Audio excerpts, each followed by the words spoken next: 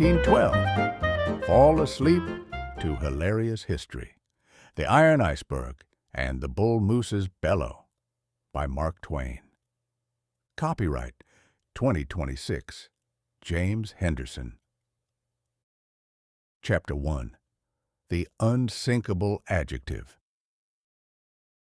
By the time the year 1912 rolled around, humanity had become dangerously impressed with itself. We had spent the previous century figuring out how to turn steam into movement and lightning into light bulbs. And we'd reached that perilous stage of adolescence where we believed that nature was no longer a terrifying force of divine will, but rather a shy debutante waiting for us to lead her across the dance floor. We were certain that we had finally read the fine print of the universe and found a loophole that exempted us from the usual consequences of gravity, buoyancy, and common sense. At the center of this collective hallucination sat the RMS Titanic. Now, the word unsinkable is a dangerous thing to toss around. It is a word that practically begs the universe to look up from its morning coffee and say, "Oh, really? Is that a challenge?" In the history of the English language, there has never been an adjective so ill-suited for a noun since flavorful was first applied to a boarding-house steak. But in 1912, unsinkable wasn't just a marketing slogan, it was a religious dogma. It was whispered in the drawing rooms of London and shouted from the shipyards of Belfast. It was a word made of steel, rivets, and a staggering amount of what the Greeks called hubris, though the Edwardians just called it good business. The Titanic was, by all accounts, a masterpiece. If you had taken a small, respectable city, turned it on its side, and stuffed it with enough velvet to choke a Victorian parlor, you would have had something resembling the Titanic. It was 882 feet and 9 inches of pure, unadulterated confidence. It had 4 funnels, though only 3 were actually necessary for the engines. The 4th was there purely for the sake of symmetry and to make sure the passengers felt they were getting their money's worth in terms of smoke production. It was a ship that looked like it had been built to sail not just across the Atlantic, but right into the kingdom of heaven, provided the pearly gates were wide enough to accommodate a first-class lounge. The city of floating velvet. To step onto the Titanic was to forget that the ocean existed. This was the genius of the White Star Line. They realized that wealthy people don't actually like the sea. The sea is damp, it is salt-stained, and it has a tendency to move up and down in a way that is very inconvenient for a man trying to balance a glass of fine cognac. Consequently, the interior of the Titanic was designed to look like the Ritz Hotel, only with slightly more rivets. There were grand staircases made of polished oak, Turkish baths for those who felt the Atlantic wasn't quite hot enough, and a gymnasium where a gentleman could ride a mechanical camel to work off the calories from a 10-course dinner. There was even a squash court, because nothing says maritime adventure like hitting a rubber ball against a wall while suspended over 2 miles of freezing water. The ship was divided into a rigid hierarchy that would have made a feudal lord weep with joy. First class. These were the people who owned the world. They carried their own valets, their own secrets, and enough jewelry to sink a smaller vessel. To them, the Titanic was just a faster way to get to a party in New York. Second class. The professors, the merchants, the people who were doing well enough to afford a nice view, but not well enough to have a mechanical camel. Third class. Steerage. The dreamers. Thousands of people from every corner of Europe packed into the lower decks with their hopes, their accordions, and a firm belief that America was a place where the streets were paved with gold, rather than the soot of a coal-burning engine.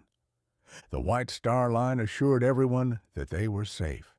They pointed to the 16 watertight compartments and the remote-controlled doors that could seal the ship into a series of metal boxes.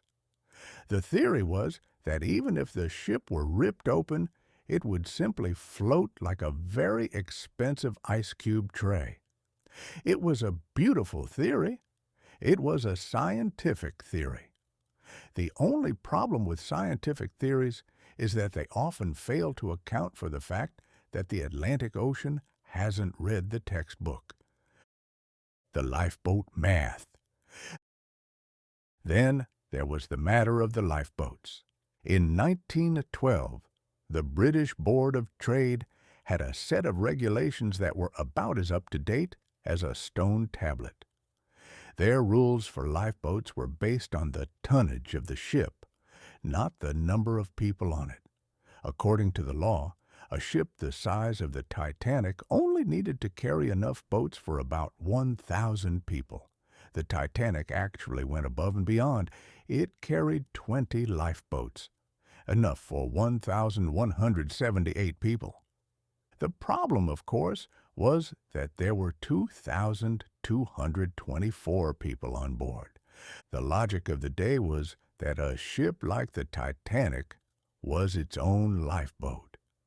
If it got into trouble, it would stay afloat long enough for another ship to pull up alongside and transfer the passengers over, like people switching carriages on a train. The idea that the ship might simply disappear was considered bad form. It was pessimistic. And if there is one thing the Edwardian era could not stand, it was a person who ruined a perfectly good dinner party with a bit of inconvenient realism. The Grand Departure. On April 10, 1912, the Titanic prepared to leave Southampton. It was a spectacle that drew thousands to the docks. The ship towered over the pier like a steel cliff. As the tugboats pulled her away, the sheer volume of water displaced by her hull caused another ship, the S.S. New York, to snap its mooring lines. The New York began to drift toward the Titanic, drawn in by the giant's wake. For a moment, it looked like the voyage might end before it even began, right there in the harbor. A collision was avoided by a matter of feet. The crowd gasped, the captains barked orders, and eventually the Titanic steamed away. Most people saw it as a thrilling bit of drama. A few, perhaps those with a more superstitious bent, might have seen it as the ocean's way of clearing its throat and saying, "Are you sure you want to go through with this?" But the Titanic ignored the warning. It steamed past the Isle of Wight, stopped at Cherbourg to pick up more millionaires, and then headed to Queenstown, Ireland, to pick up the last of the dreamers. By the time it turned its bow toward the open Atlantic, it was a world unto itself. Captain Edward John Smith was at the helm. He was a man with a beard so white and impressive that it looked like it had been sanctioned by the Admiralty. He was known as the Millionaire's Captain because he was so steady, so reliable, and so charming that the wealthy felt safe in his hands. Smith had once said that he couldn't imagine any condition which would cause a ship to founder. "Modern shipbuilding has gone beyond that," he remarked. It was a sentiment shared by everyone from the stokers in the boiler room to the Astors in the staterooms. The Titanic was at sea, the engines were humming, the crystal was clinking, and the word unsinkable was tucked into every pocket like a lucky charm. It was the peak of human achievement. We had built a palace of iron and wood, and we were currently racing it across a dark, cold graveyard at 22 knots, confident that the ice was just something you put in a glass of tea. It was the most expensive "I told you so" in history, and the bill was about to come due. Chapter 2. The Iceberg's Silent Veto. By the night of Sunday, April 14th, the Atlantic Ocean had decided to stop being a backdrop for a luxury cruise and started acting like a landlord who had noticed a tenant was 3 months behind on the rent. The water was unnervingly flat, what sailors call a glassy sea. It sounds poetic, but to a mariner in 1912, a glassy sea is about as welcome as a silent waiter in a busy restaurant.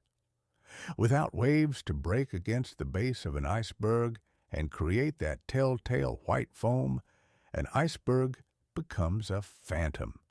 It doesn't loom, it lurks.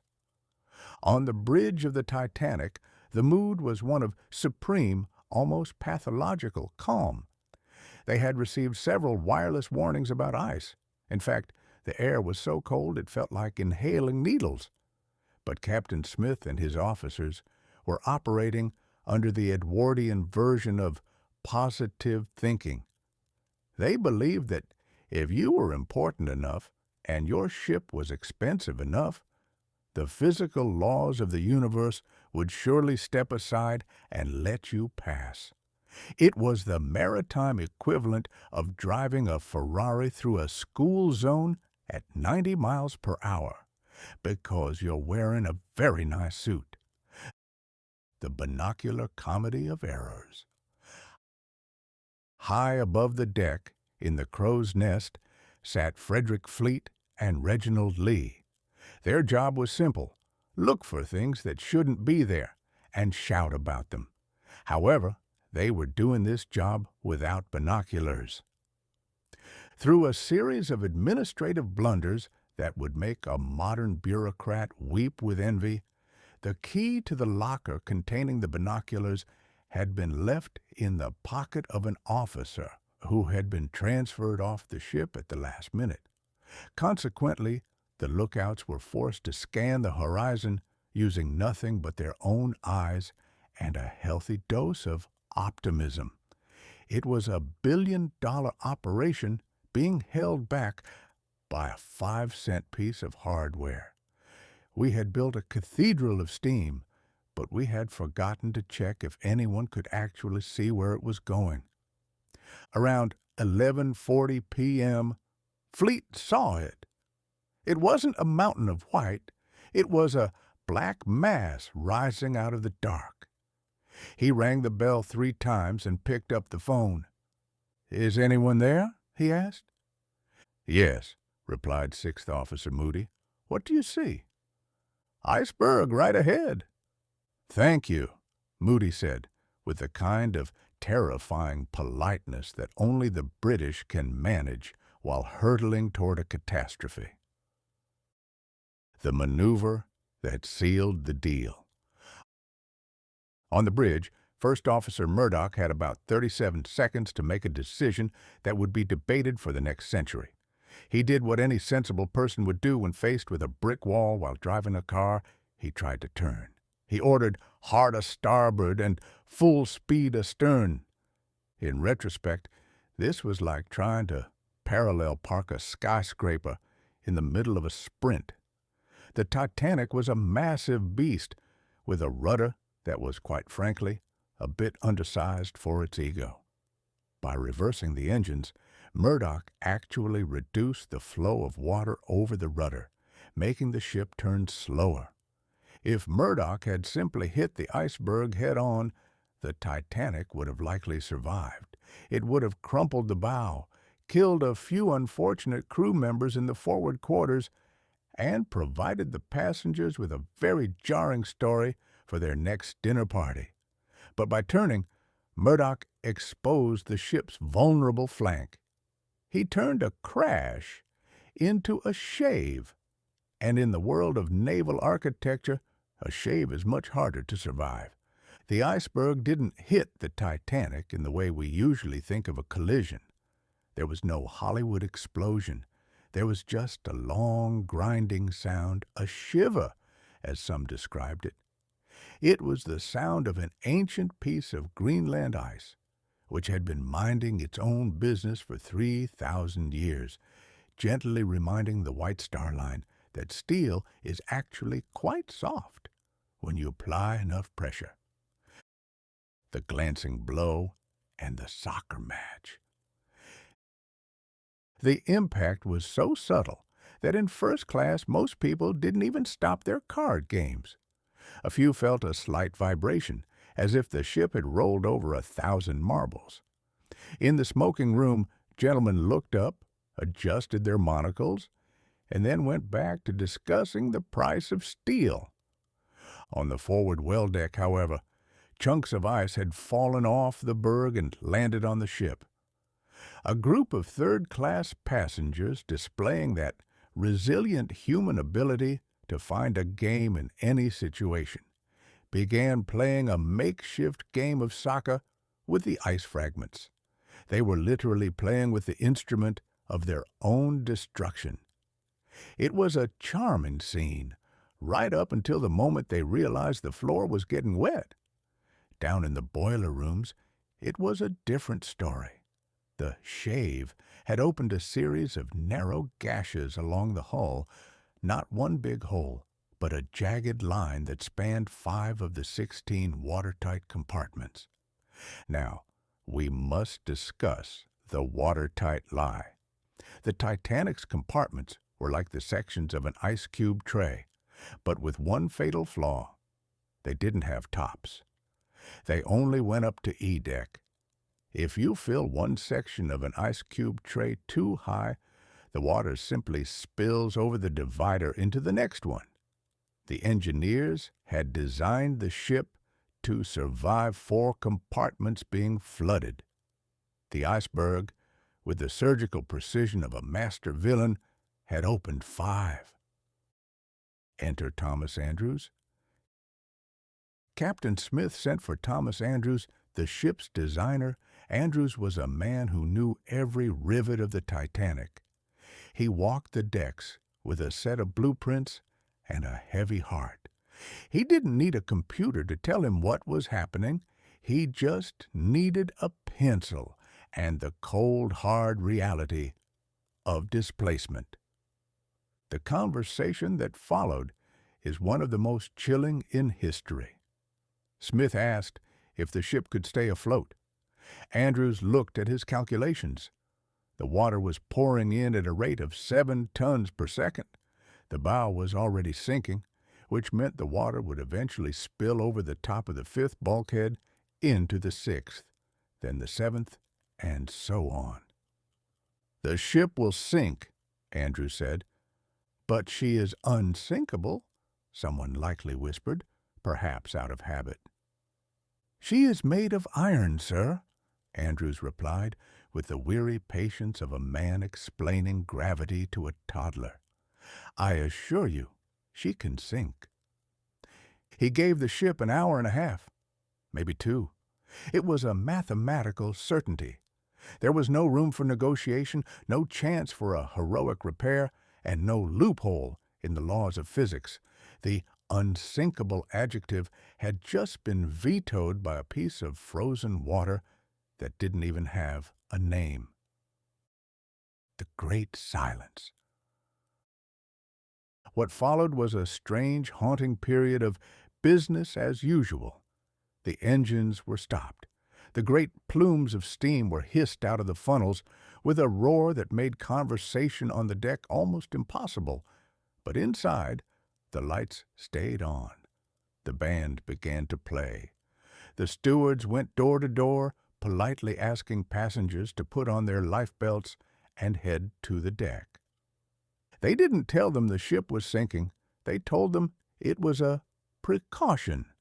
They didn't want to cause a panic, and the passengers, being well-bred Edwardians, complied.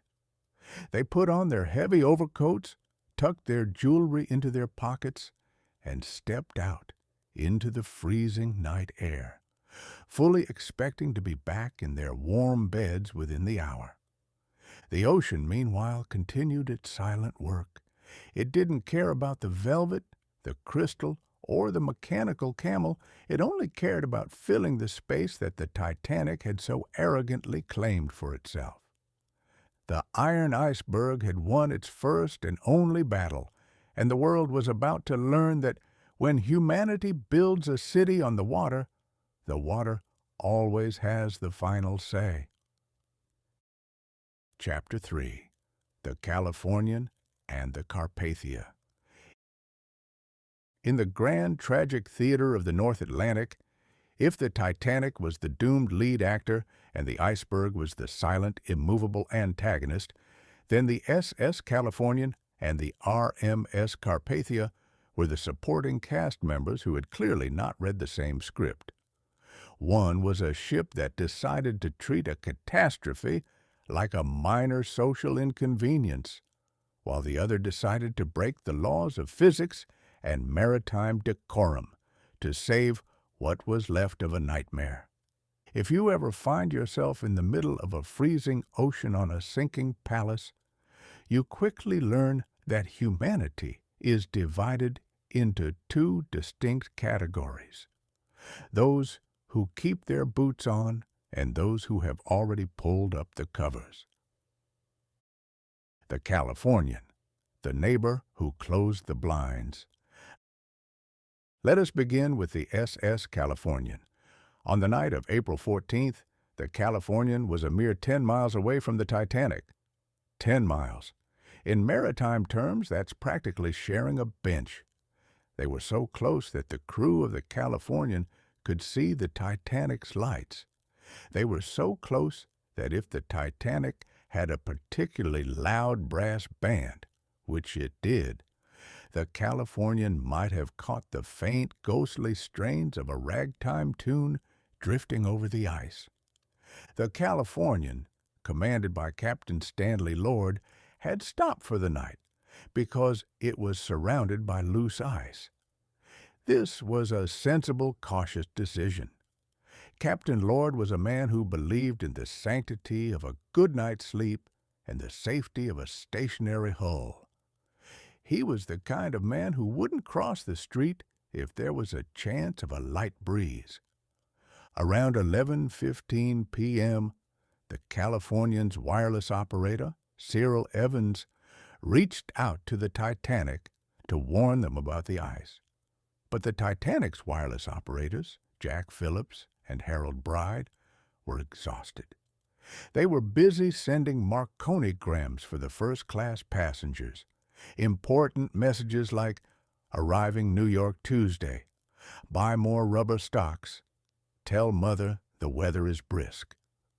When Evans chirped in with his ice warning, Phillips, who was on the verge of a nervous breakdown from the sheer volume of wealthy chatter, snapped back, "Shut up! Shut up! I am working Cape Race."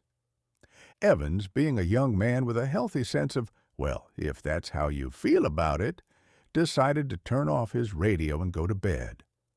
It was the most consequential nap in the history of the 20th century. He didn't just turn off a machine. He silenced the only voice that could have connected the dying giant to the sleeping neighbor. For the next 2 hours, the crew on the deck of the Californian watched the Titanic. They saw a large ship stop. They saw it tilt at a strange angle. They even saw 8 white distress rockets shoot into the air. Now, in the universal language of the sea, a white rocket means, "Help, we are dying." It does not mean, "We are having a lovely party and would like you to admire our pyrotechnics." Yet the crew of the Californian looked at these rockets and engaged in a truly spectacular display of Edwardian denial. They told Captain Lord, who was resting in the chart room.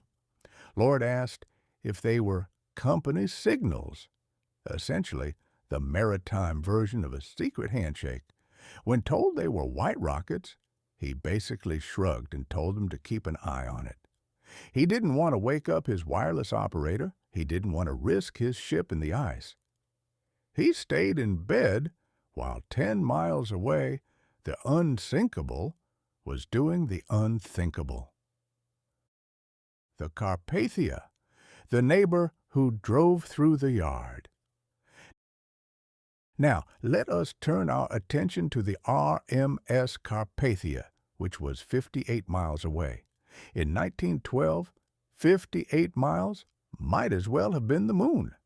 The Carpathia was a modest ship, a plotter of the Cunard Line, designed to carry Hungarian immigrants and perhaps a few boxes of mail. It was not a greyhound of the sea. Its top speed was a polite 14 knots, which is roughly the speed of a briskly walking horse. The Carpathia's wireless operator, Harold Cottam, was also about to go to bed. He was actually unbuttoning his jacket when he decided to give one last listen to the ether. He heard the Titanic's distress call. "CQD, come at once. We have struck a berg." Cottam didn't tell the Titanic to shut up. He ran to the captain's cabin. The captain of the Carpathia was Arthur Rostron, a man known to his crew as the Electric Spark. Rostron was the living embodiment of the word decisive. Most captains, upon hearing that the largest ship in the world was sinking 50 miles away in a minefield of ice, would have spent an hour consulting charts and weighing the risks. Rostron took about 3 seconds. He ordered the ship turned around immediately. He didn't just order full speed. He ordered the engineers to divert every ounce of steam to the engines. "Turn off the heat," he shouted. "Turn off the hot water. Every scrap of coal goes to the boilers." The Carpathia began to vibrate. It began to groan. A ship built for 14 knots was suddenly screaming through the dark at 17.5 knots. This is the maritime equivalent of taking a family minivan and entering it into the Indianapolis 500. The midnight sprint.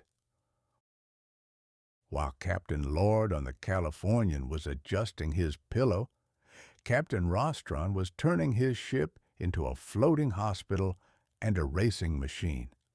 He prepared for every eventuality. He ordered the lifeboats prepared, the slings for the injured readied, and the soup kettles filled. He had his doctors stationed in the dining rooms. He even had the stewards prepare a list of which passengers spoke which languages, so they could comfort the survivors in their own tongues.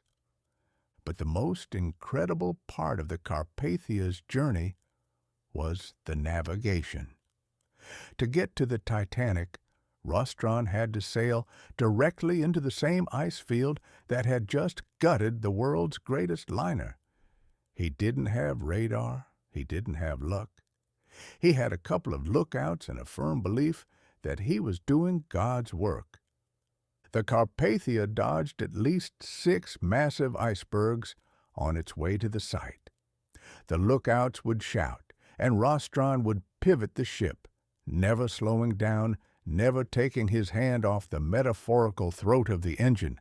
It was a display of seamanship that bordered on the miraculous. It was as if the ship itself knew it was the only hope left in the world. The meeting in the mist. The Carpathia arrived at 4 a.m. They found no Titanic. The great ship had been under the waves for nearly 2 hours. All that was left were 20 small boats bobbing in the swell and a silence so profound it felt heavy.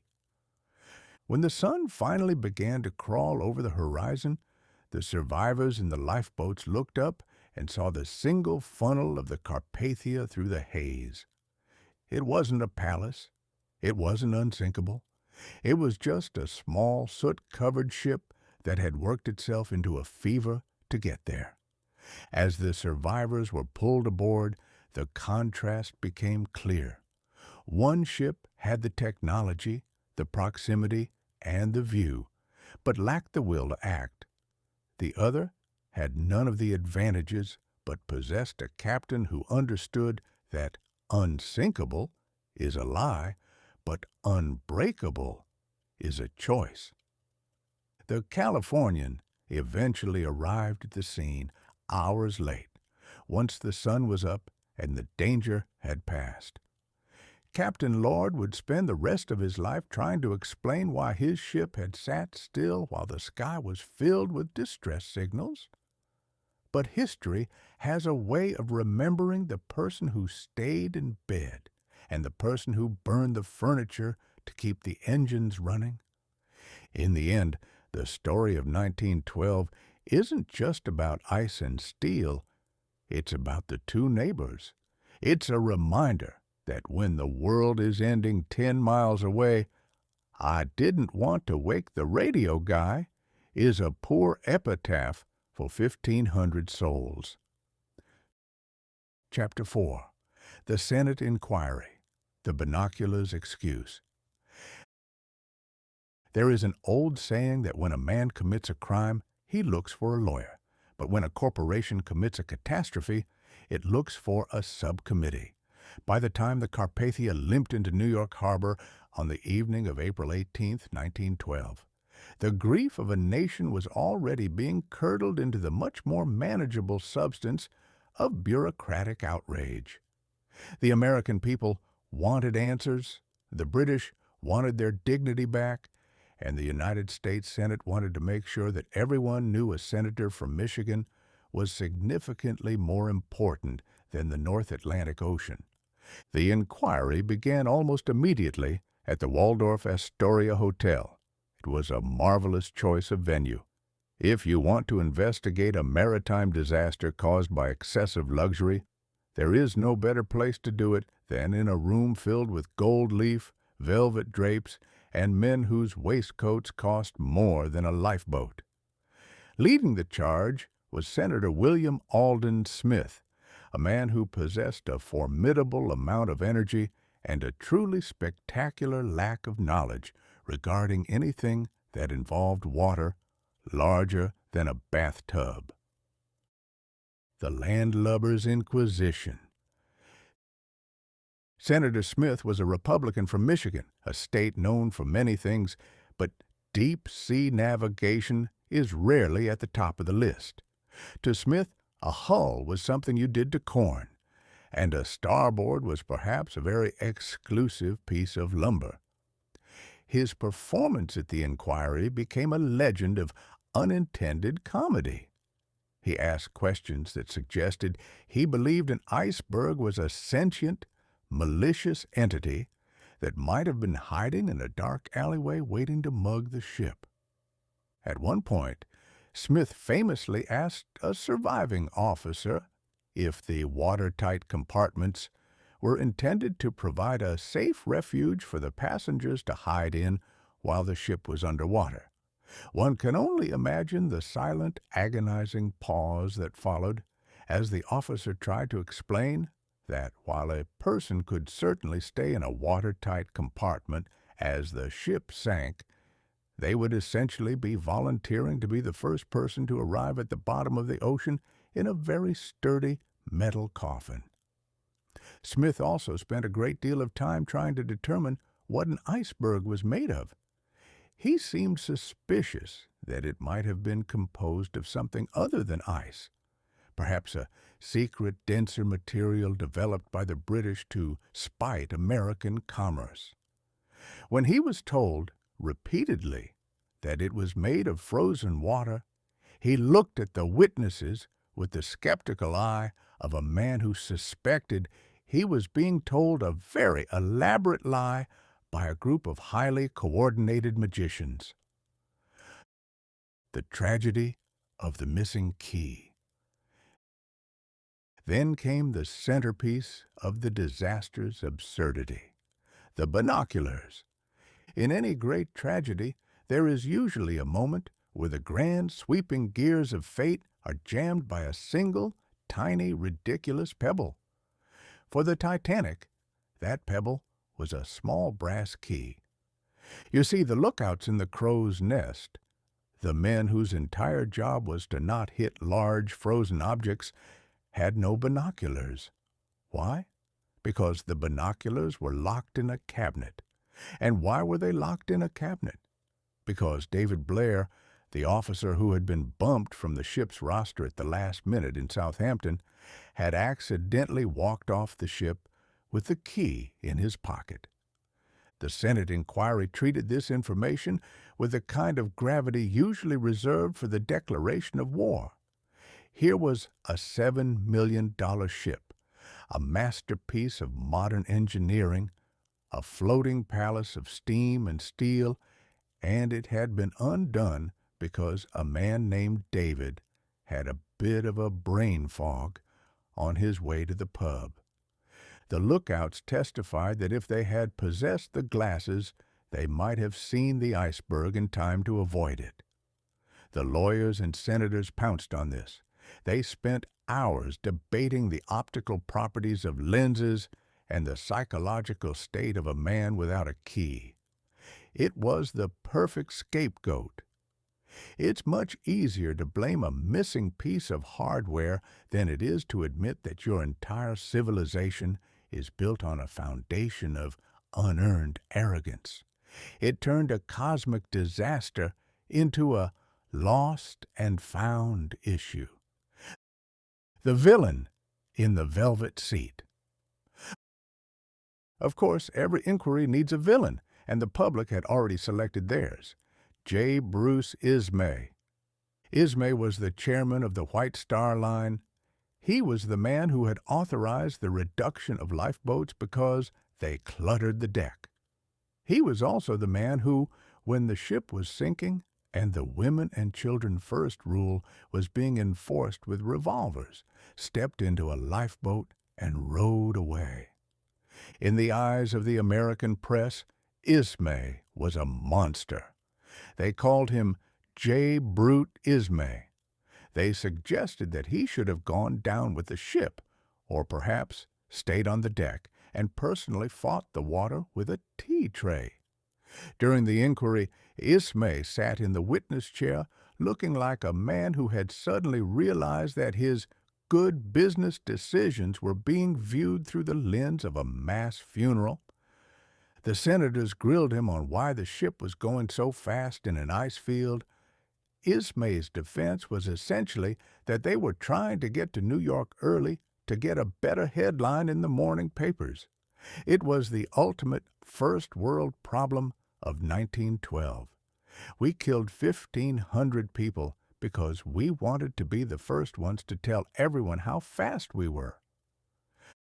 The verdict of the sea. As the inquiry dragged on, it became clear that the Titanic hadn't been sunk by an iceberg or a missing key or even by Bruce Ismay's ego.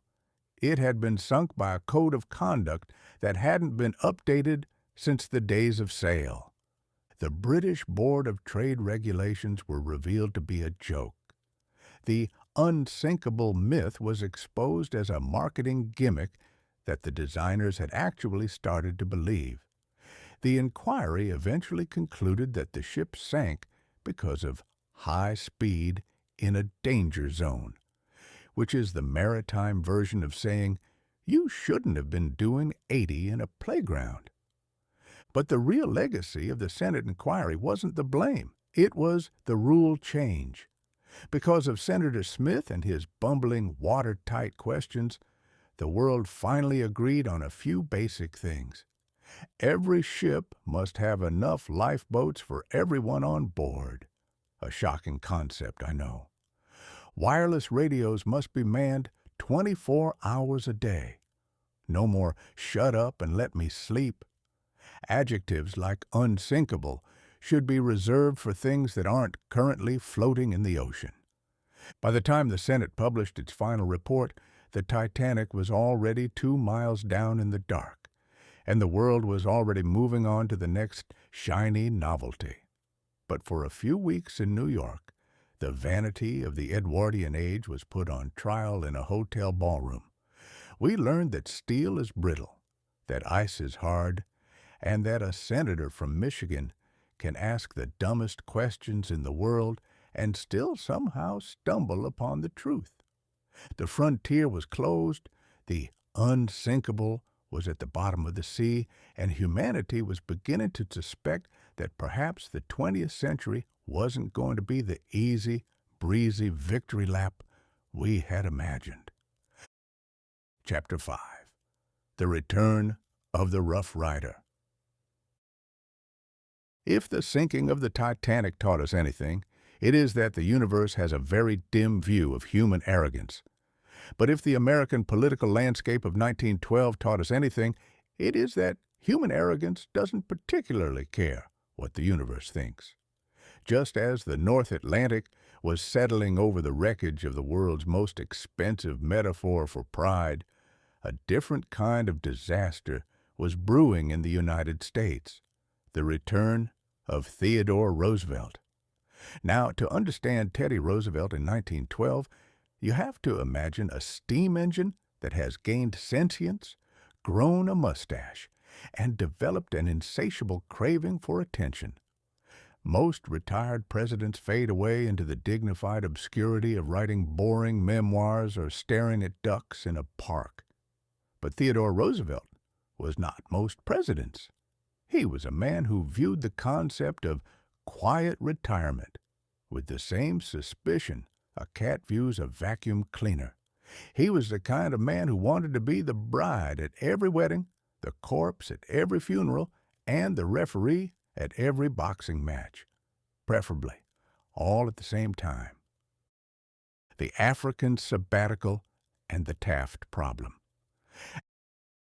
After serving 2 terms, Roosevelt had handpicked William Howard Taft to succeed him in 1909. He then did what any reasonable, over-caffeinated ex-world leader would do. He went to Africa for a year to shoot every animal that was unfortunate enough to cross his path. He traveled with a library of classic literature and enough ammunition to start a small war, presumably because he felt the African savanna was insufficiently loud. While Teddy was busy being a nature lover via the barrel of a Winchester, Taft was back in Washington being, well, Taft. William Howard Taft was a man of considerable bulk and even more considerable caution. He was a legalist, a man who viewed the presidency as a job for a judge, not a cowboy. If Roosevelt was a whirlwind, Taft was a very large, very slow-moving fog.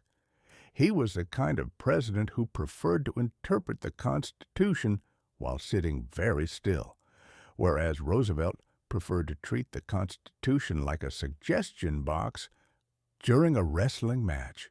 By the time Roosevelt returned from his safari, looking tan, fit, and remarkably well-rested for a man who had spent a year murdering the local fauna, he was deeply annoyed. He felt that Taft had betrayed the progressive cause. Taft hadn't busted enough trusts. He hadn't been rough enough with the monopolies. And worst of all, he had allowed the Republican Party to become boring. In Roosevelt's world, boring was a high crime, right up there with cowardice and not owning a horse. The Great Republican Divorce.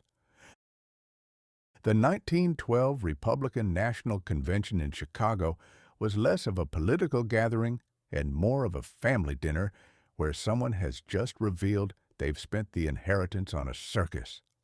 Roosevelt arrived convinced that the will of the people was behind him. He had won the primaries, which were a new and terrifying novelty at the time. But Taft had the machine. The machine consisted of a group of cigar-chomping men in smoke-filled rooms who didn't care about the will of the people any more than a butcher cares about the will of the cow. They controlled the delegates, and they handed the nomination to Taft. Roosevelt was not a man who took no for an answer. He took it as a personal insult from the Creator. He didn't just walk out of the convention, he exploded out of it.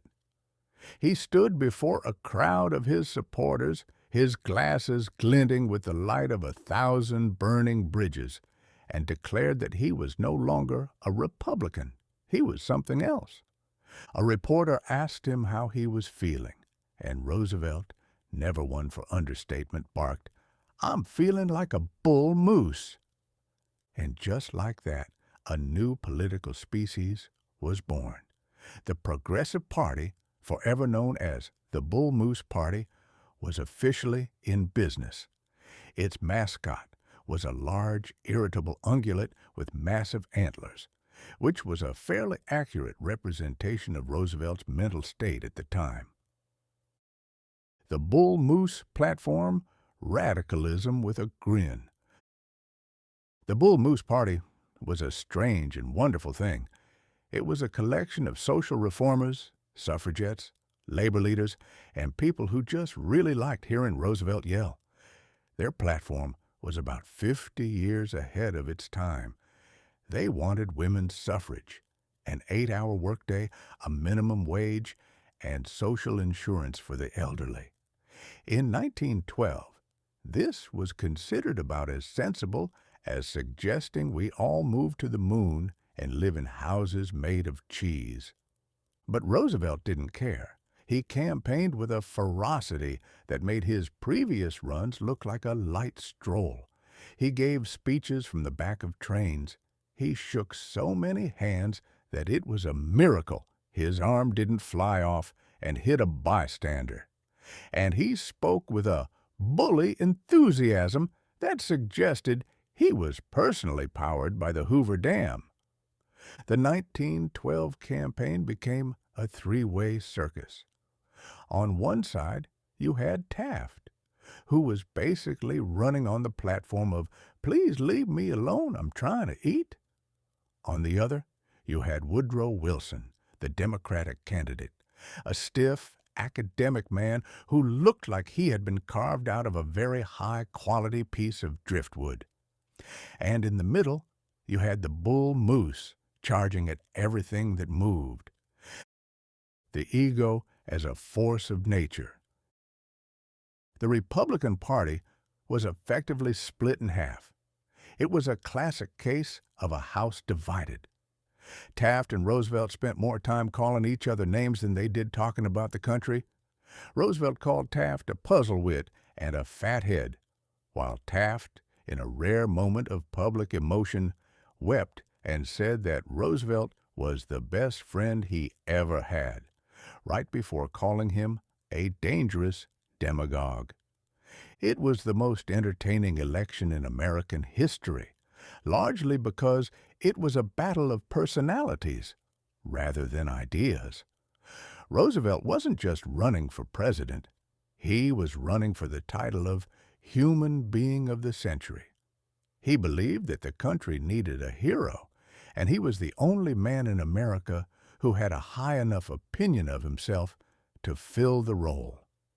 He ignored the doctors, he ignored the pundits, and he ignored the fact that third-party candidates in America usually have the life expectancy of a snowball in a furnace. He was Theodore Roosevelt, the man who had charged up San Juan Hill, the man who had built the Panama Canal because he thought the earth needed a belt, and the man who was currently convinced that he could single-handedly drag the United States into the future by its lapels. As 1912 wore on, the Bull Moose became more than a party. It became a cult of personality. It was the Rough Rider spirit applied to the ballot box. And while the politicians in Washington were worried about the math of the Electoral College, Roosevelt was busy proving that in American politics, a loud voice and a big stick can usually beat a stack of rule books, at least until someone decides to pull out a gun. But that, as they say, is a story for the next chapter. For now, the moose was on the loose, the Republicans were in shambles, and the 20th century was finally beginning to realize that If it wanted to go anywhere, it was going to have to deal with the man in the spectacles first. Chapter 6. The 50-page bulletproof vest. If there is one thing we know about Theodore Roosevelt, it is that the man was physically incapable of brevity. In the annals of American history, we have had presidents who were men of few words, and we have had presidents who were men of many words. But Teddy was a man of all the words.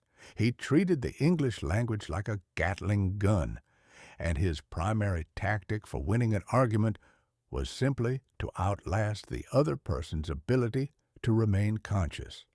Usually this verbosity is considered a flaw in a politician, a sort of linguistic tax on the patience of the public. But on October 14, 1912, in Milwaukee, Wisconsin, Theodore Roosevelt's inability to keep a story short, quite literally, saved his life.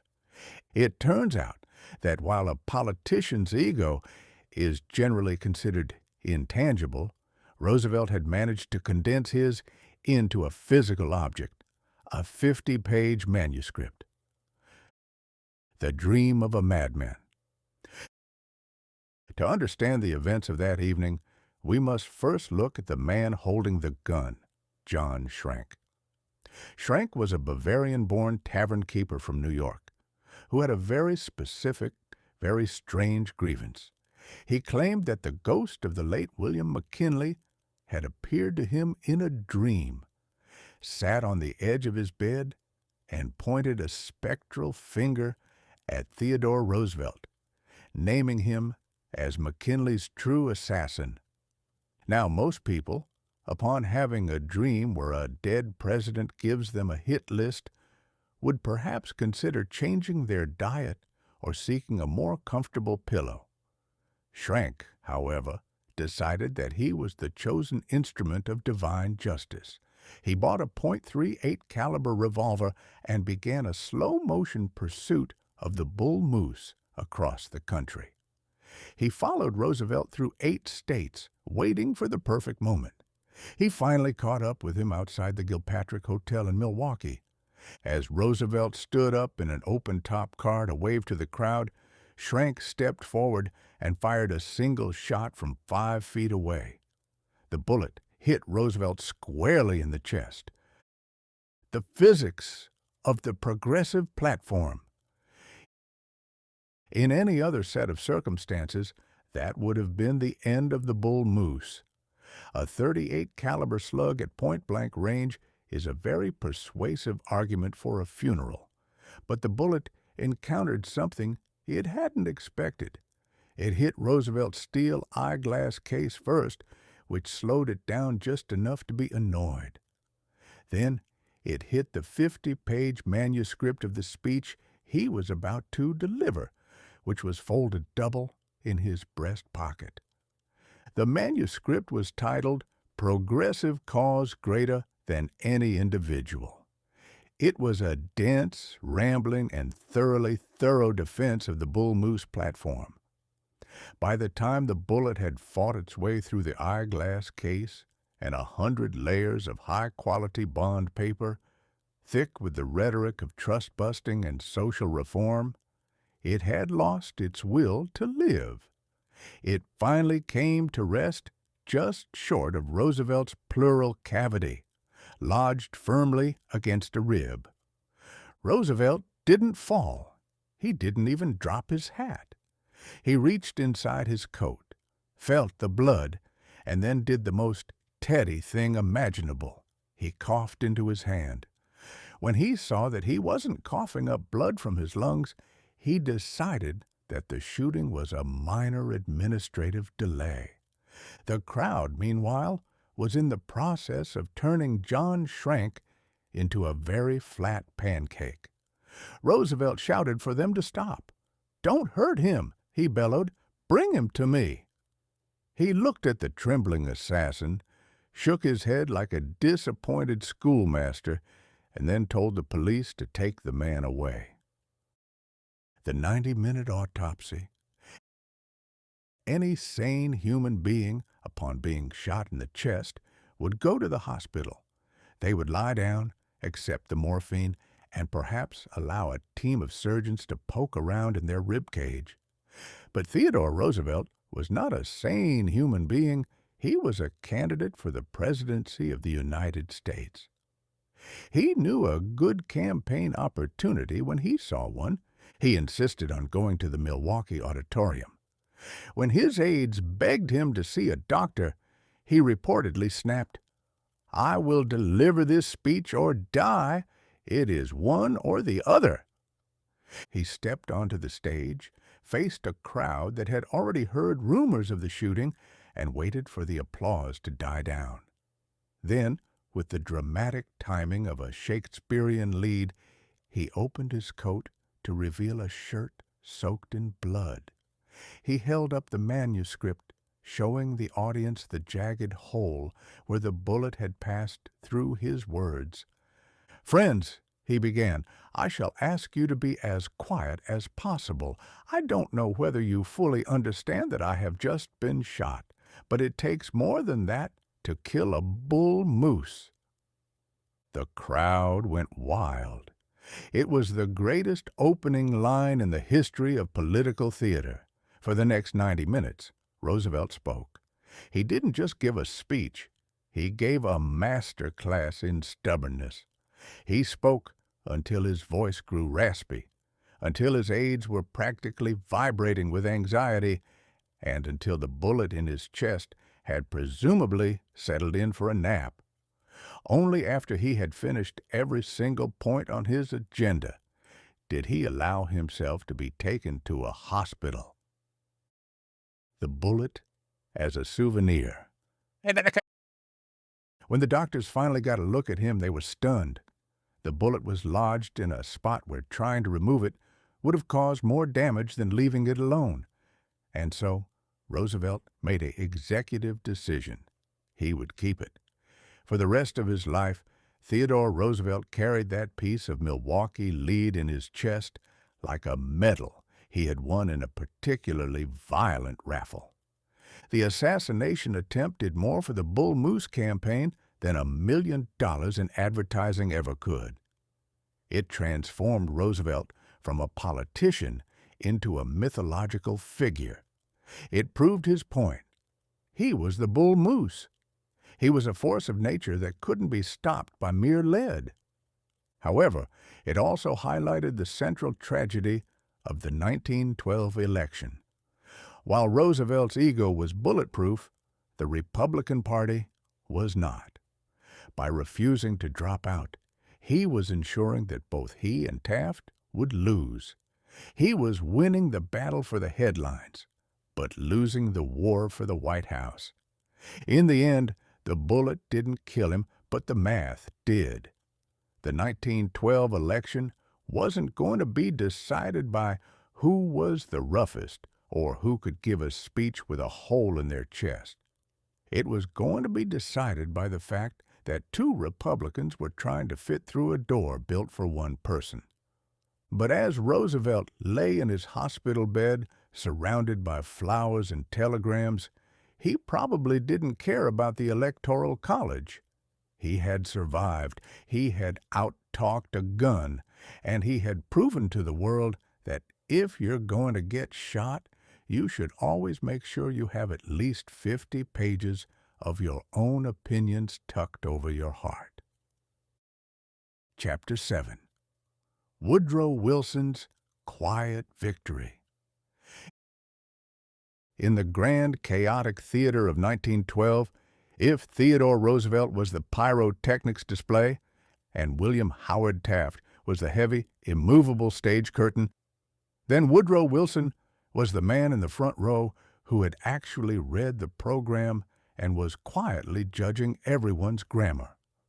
While the two Republican giants were busy turning the American political landscape into a scene from a saloon brawl, shouting, throwing furniture, and occasionally absorbing bullets for the sake of a 90-minute monologue, Wilson was standing in the corner adjusting his spectacles and waiting for the dust to settle. He was the schoolmaster president in waiting, a man who viewed a political rally not as an opportunity for a bully good time, but as a seminar that had unfortunately gotten out of hand. To understand Woodrow Wilson, you must first understand the high collar. In 1912, men's collars were so tall and stiff they functioned as a sort of portable neck brace, preventing the wearer from ever looking down at the common people or indeed at their own shoes. Wilson's collar was perhaps the stiffest in the country. He was a Virginian by birth, a New Jerseyan by habit, and an academic by divine right. He had been the president of Princeton University, where he had learned the most important lesson of politics, that the only thing more vicious than a national election is a faculty meeting over office space. The professor among the pugilists. The 1912 election was a gift to the Democratic Party, a gift wrapped in Republican spite and tied with a bow of sheer ego. For decades, the Democrats had been the party of almost. They had spent the better part of 20 years losing to the ghost of Abraham Lincoln and the very real bank accounts of the Gilded Age. But in 1912, they realized that they didn't actually need to win the hearts of the American people. They just needed Theodore Roosevelt to hate William Howard Taft more than he loved his own party. It was a mathematical certainty. In the world of politics, if you have one large, hungry dog and one medium-sized, determined dog, they will eventually share the bone. But if you have two large dogs who decide to spend the afternoon trying to tear each other's ears off, a third, slightly smaller cat can simply walk over, take the bone, and find a nice sunny spot to enjoy it. Wilson was that cat. He was a lean, cerebral cat with a Ph.D. in political science. Wilson's campaign was titled The New Freedom. It was a magnificent piece of political branding because it sounded like everything and meant whatever you wanted it to mean. It was vague, high-minded, and delivered with the rhythmic precision of a Presbyterian sermon. While Roosevelt was out there yelling about new nationalism and sounding like he wanted to punch monopoly in the mouth, Wilson was talking about restoring competition and individualism. He sounded like a man who was explaining a very complicated clock to a group of people who just wanted to know what time it was. The Taft resignation. Meanwhile, William Howard Taft had effectively given up. Taft's 1912 campaign was the political equivalent of a man trying to finish a marathon while wearing a diving suit. He was the incumbent president, the man in the big chair, but he was also a man who genuinely disliked the job. Taft once remarked that the White House was the loneliest place in the world, which is exactly what you say when you'd rather be at a quiet club with a steak and a glass of port. Taft knew he was going to lose. He spent most of the campaign in a state of dignified depression, occasionally issuing statements that sounded less like a battle cry and more like a long, exhausted sigh. He didn't want to attack Roosevelt because he still, in some dark, battered corner of his heart, loved the man. But Roosevelt had no such qualms. Teddy treated Taft like a personal betrayal of the American spirit. He called him a flub-dub and a dead weight. By the time the actual voting started, the Republican Party was like a house that had been split down the middle by a vengeful architect. The progressives were following the bull moose into the woods, the regulars were staying with the sinking Taft ship, and the Democrats were simply standing on the shore with their hands in their pockets, whistling a jaunty tune. The math of the landslide. When the returns finally started coming in on that November night, the results were both a landslide and a mathematical curiosity. Woodrow Wilson won 435 electoral votes, which is the kind of number that usually suggests the winner is a beloved national hero who saved the country from a plague of giant spiders. However, if you looked at the popular vote, the story was quite different. Wilson only received about 41% of the total votes. This meant that 59% of the country looked at the schoolmaster from Princeton and said, "No, thank you. We'd prefer someone else."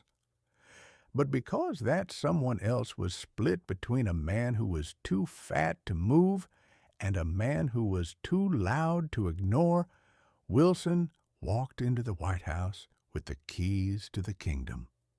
Roosevelt came in second, proving that he was indeed the most popular individual in America, but not as popular as a unified political party. Taft came in a distant third, carrying only 2 states, Utah and Vermont. It is said that when Taft heard the results, he felt a profound sense of relief. He could finally stop being the president and start working toward his true dream, becoming the Chief Justice of the Supreme Court, and presumably finding a bathtub that was actually large enough for his frame.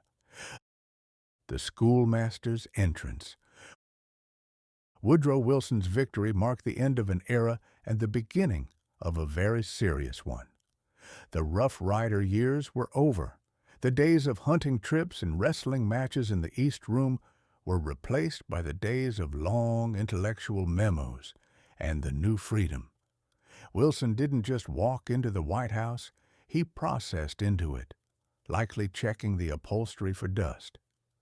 He was the first Southerner to be elected since before the Civil War, a fact that changed the social fabric of Washington overnight.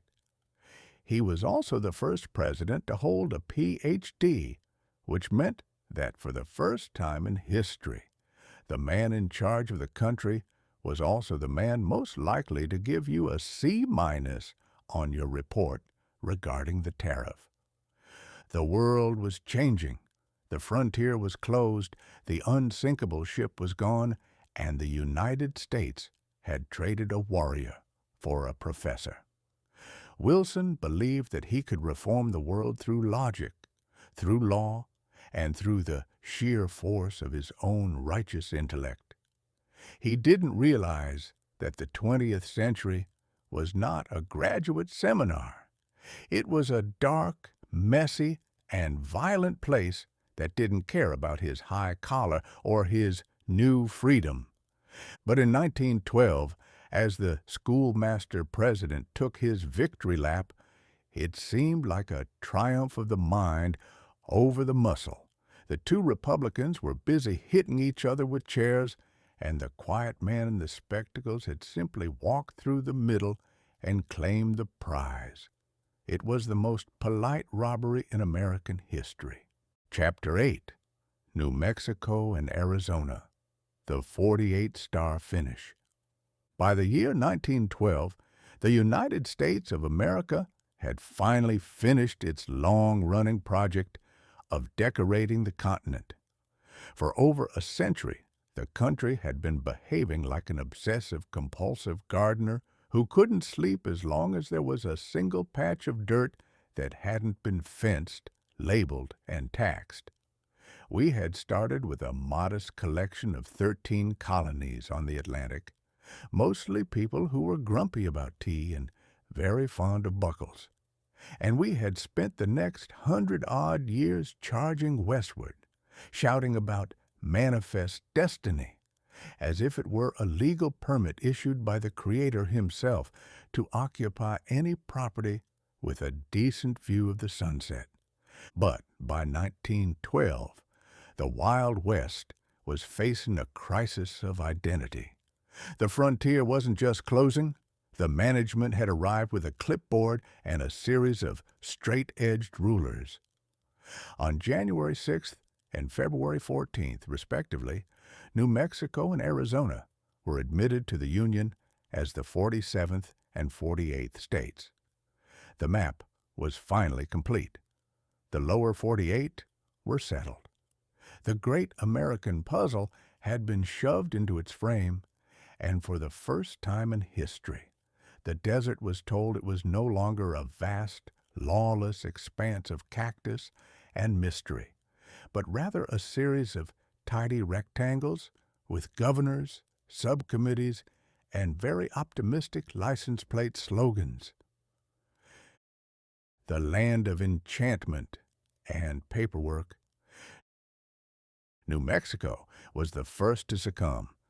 It had been a territory for 62 years, a duration that in human terms is called middle age. For decades, Washington had looked at New Mexico with the same suspicion a librarian looks at a teenager with a skateboard. It was too Spanish, it was too Indian, it was too dusty. There was a lingering fear in the halls of Congress that if they made New Mexico a state, they might accidentally have to learn how to pronounce things correctly. But New Mexico was persistent. It had been new for several centuries, having been named by the Spanish, who arrived long before the Pilgrims had even considered the logistical nightmares of the Mayflower. By 1912, the federal government finally relented. President Taft, a man who, as we've established, was largely composed of inertia and dignity, sat down and signed the proclamation. The people of New Mexico celebrated by realizing that they were now officially part of a country that would promptly begin arguing about their water rights. They had been civilized. The era of the outlaw and the wandering mystic was officially being replaced by the era of the notary public. It was a somber thought. The land of enchantment was now the land of the registered voter. You could still get shot in a saloon, but now there was a much higher probability that the sheriff would have to fill out 4 different forms in triplicate before he could bury you. Arizona, the Valentine's Day Rebellion. Then came Arizona. Arizona was the rebellious younger sibling who refused to put on a tie for the family portrait. While New Mexico was relatively well behaved, Arizona's journey to statehood was a masterclass in political orneriness. The problem was Arizona's constitution. The people of Arizona, being residents of a place where the sun is trying to kill you for 10 months of the year, tended to be a bit radical. They wanted a provision in their constitution that allowed the recall of judges. In simple terms, this meant that if a judge made a ruling the people didn't like, the people could simply vote to fire him. To a man like William Howard Taft, a legalist who viewed the judiciary as a sacred, untouchable priesthood, this was nothing short of heresy. It was mob rule. It was tomfoolery. Taft looked at the Arizona Constitution and basically told them, "I will not let you into the Union if you're going to treat your judges like unpopular contestants on a talent show." So Arizona did what any savvy politician does when faced with an immovable object. They lied. They took the recall of judges clause out of their constitution, handed it back to Taft with a virtuous smile, and said, "See, we're respectable now." Taft, relieved, signed them in on February 14th, 1912. It was a Valentine's Day gift to the nation. And then, in a move of such breathtaking cynicism that I can't help but admire it, the very first thing the people of Arizona did after becoming a state was to pass an amendment putting the recall of judges clause right back in. They had tricked the President of the United States with the old wait until he leaves the room maneuver. It was the birth of the 48 Star Flag and it was founded on a foundation of pure, unadulterated American spite, the geometry of manifest destiny. One cannot look at the map of 1912 without noticing the sheer staggering lack of imagination in the borders of the West. If you look at the East Coast, the state lines are chaotic and whimsical. They follow rivers, they hug mountains. They seem to have been drawn by a man trying to catch a runaway pig. But once you hit the Midwest and head toward the Pacific, everything becomes a rectangle. This was the triumph of the public land survey system. We had decided that the best way to tame a continent was to treat it like a piece of graph paper. We didn't care if a mountain range was in the way or if a river wanted to bend. We had a compass and a ruler, and by George, we were going to make the earth look like a checkerboard. By 1912, the last of these rectangles had been filled in.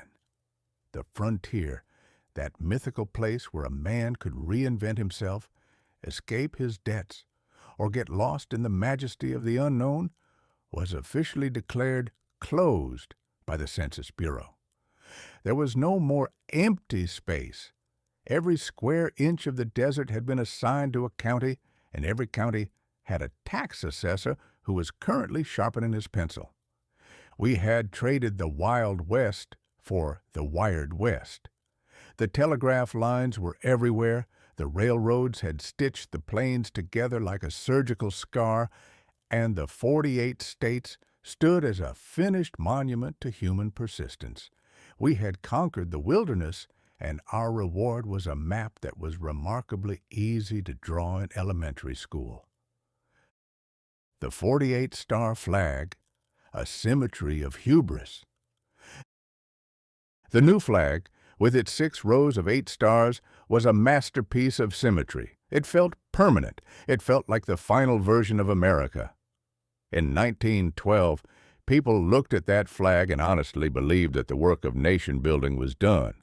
We had the Atlantic, we had the Pacific, and we had everything in between. We were a completed project, a shining city on a hill that finally had its plumbing and property lines sorted out.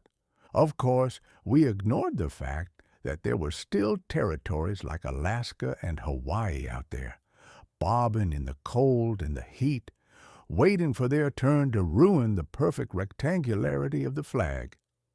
But for the average American in 1912, those were just possessions, places you went to get pineapples or gold, not places you considered real states.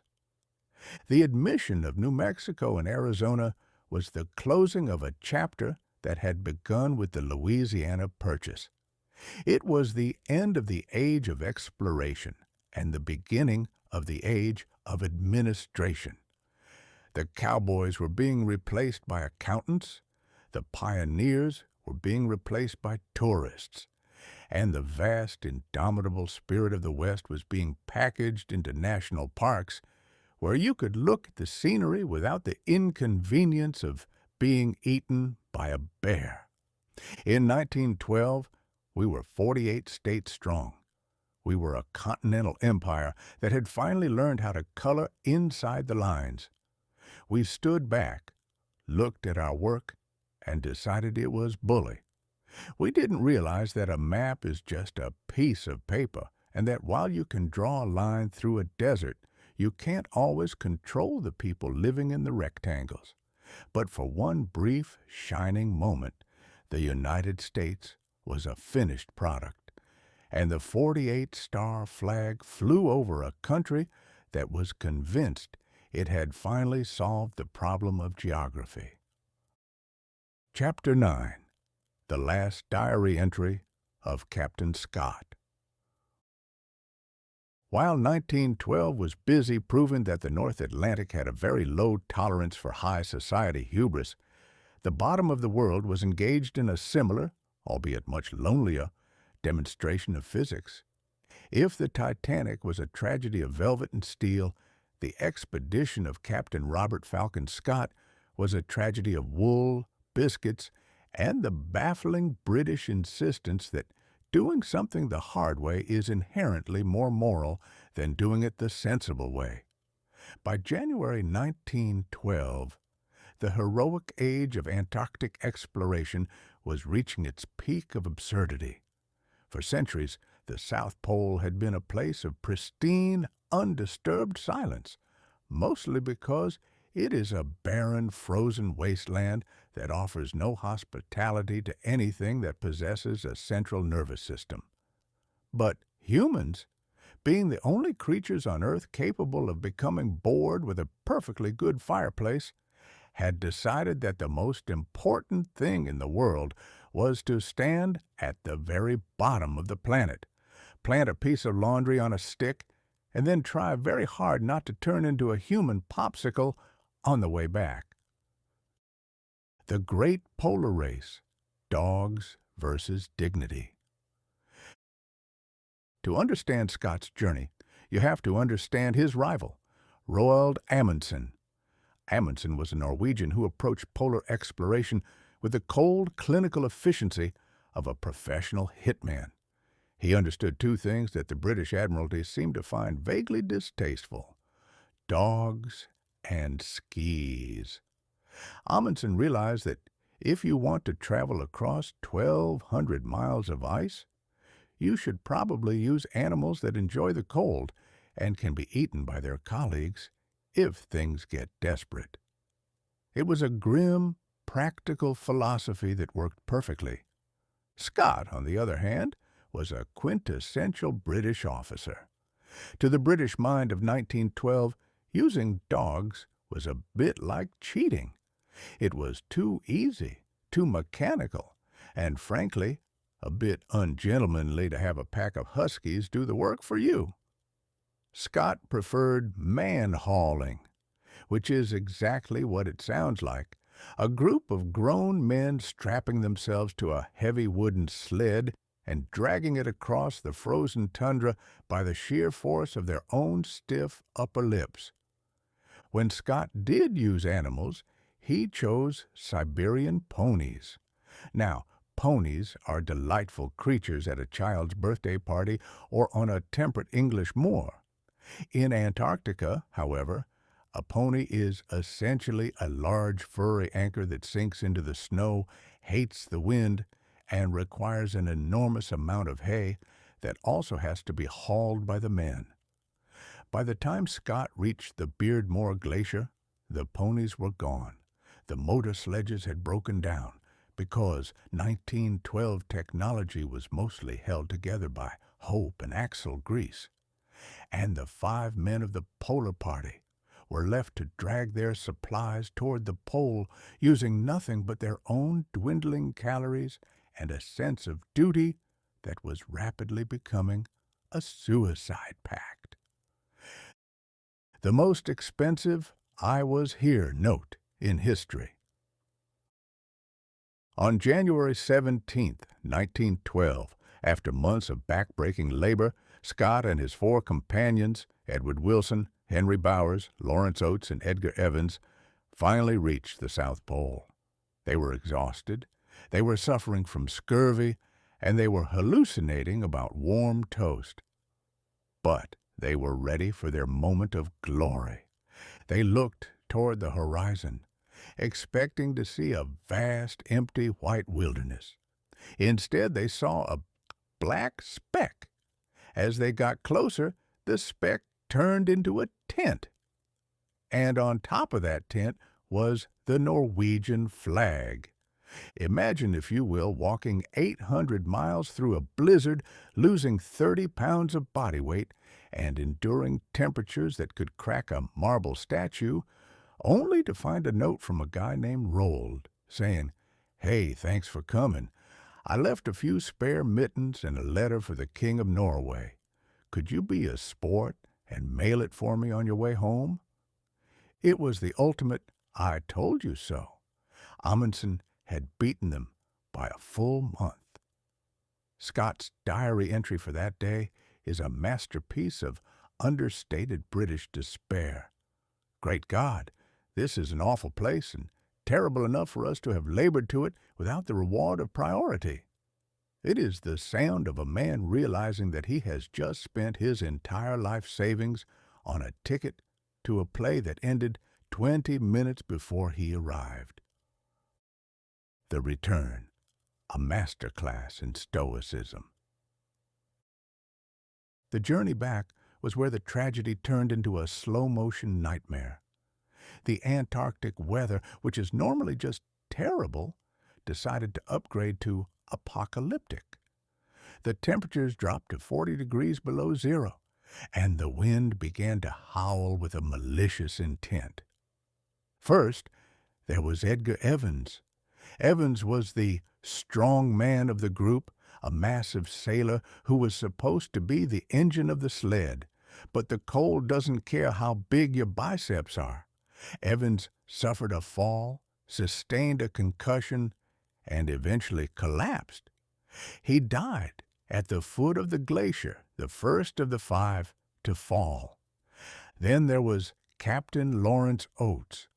Oates was a cavalry officer whose feet had turned into black, frozen blocks of agony. He knew he was slowing the others down. He knew that every mile they spent hauling him was a mile that brought them closer to their own deaths. On March 16th, his 32nd birthday, Oates decided to perform the most famous act of self-sacrifice in the history of the British Empire.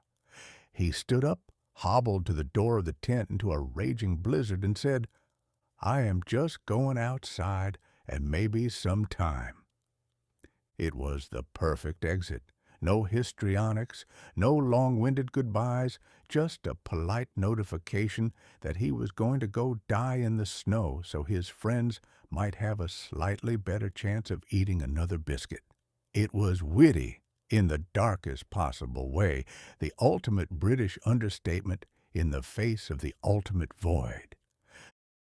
The final tent and the 35 pounds of rocks. By late March, the remaining 3, Scott, Wilson, and Bowers, were trapped in their tent by a blizzard that refused to end. They were only 11 miles from a massive food depot that could have saved their lives. 11 miles. In a car, that's 10 minutes. For 3 starving men in a whiteout, it was the distance to the moon. As they lay in their sleeping bags waiting for the end, Scott did something remarkable. He didn't just write letters to his wife and mother. He kept his diary going until his fingers literally froze solid.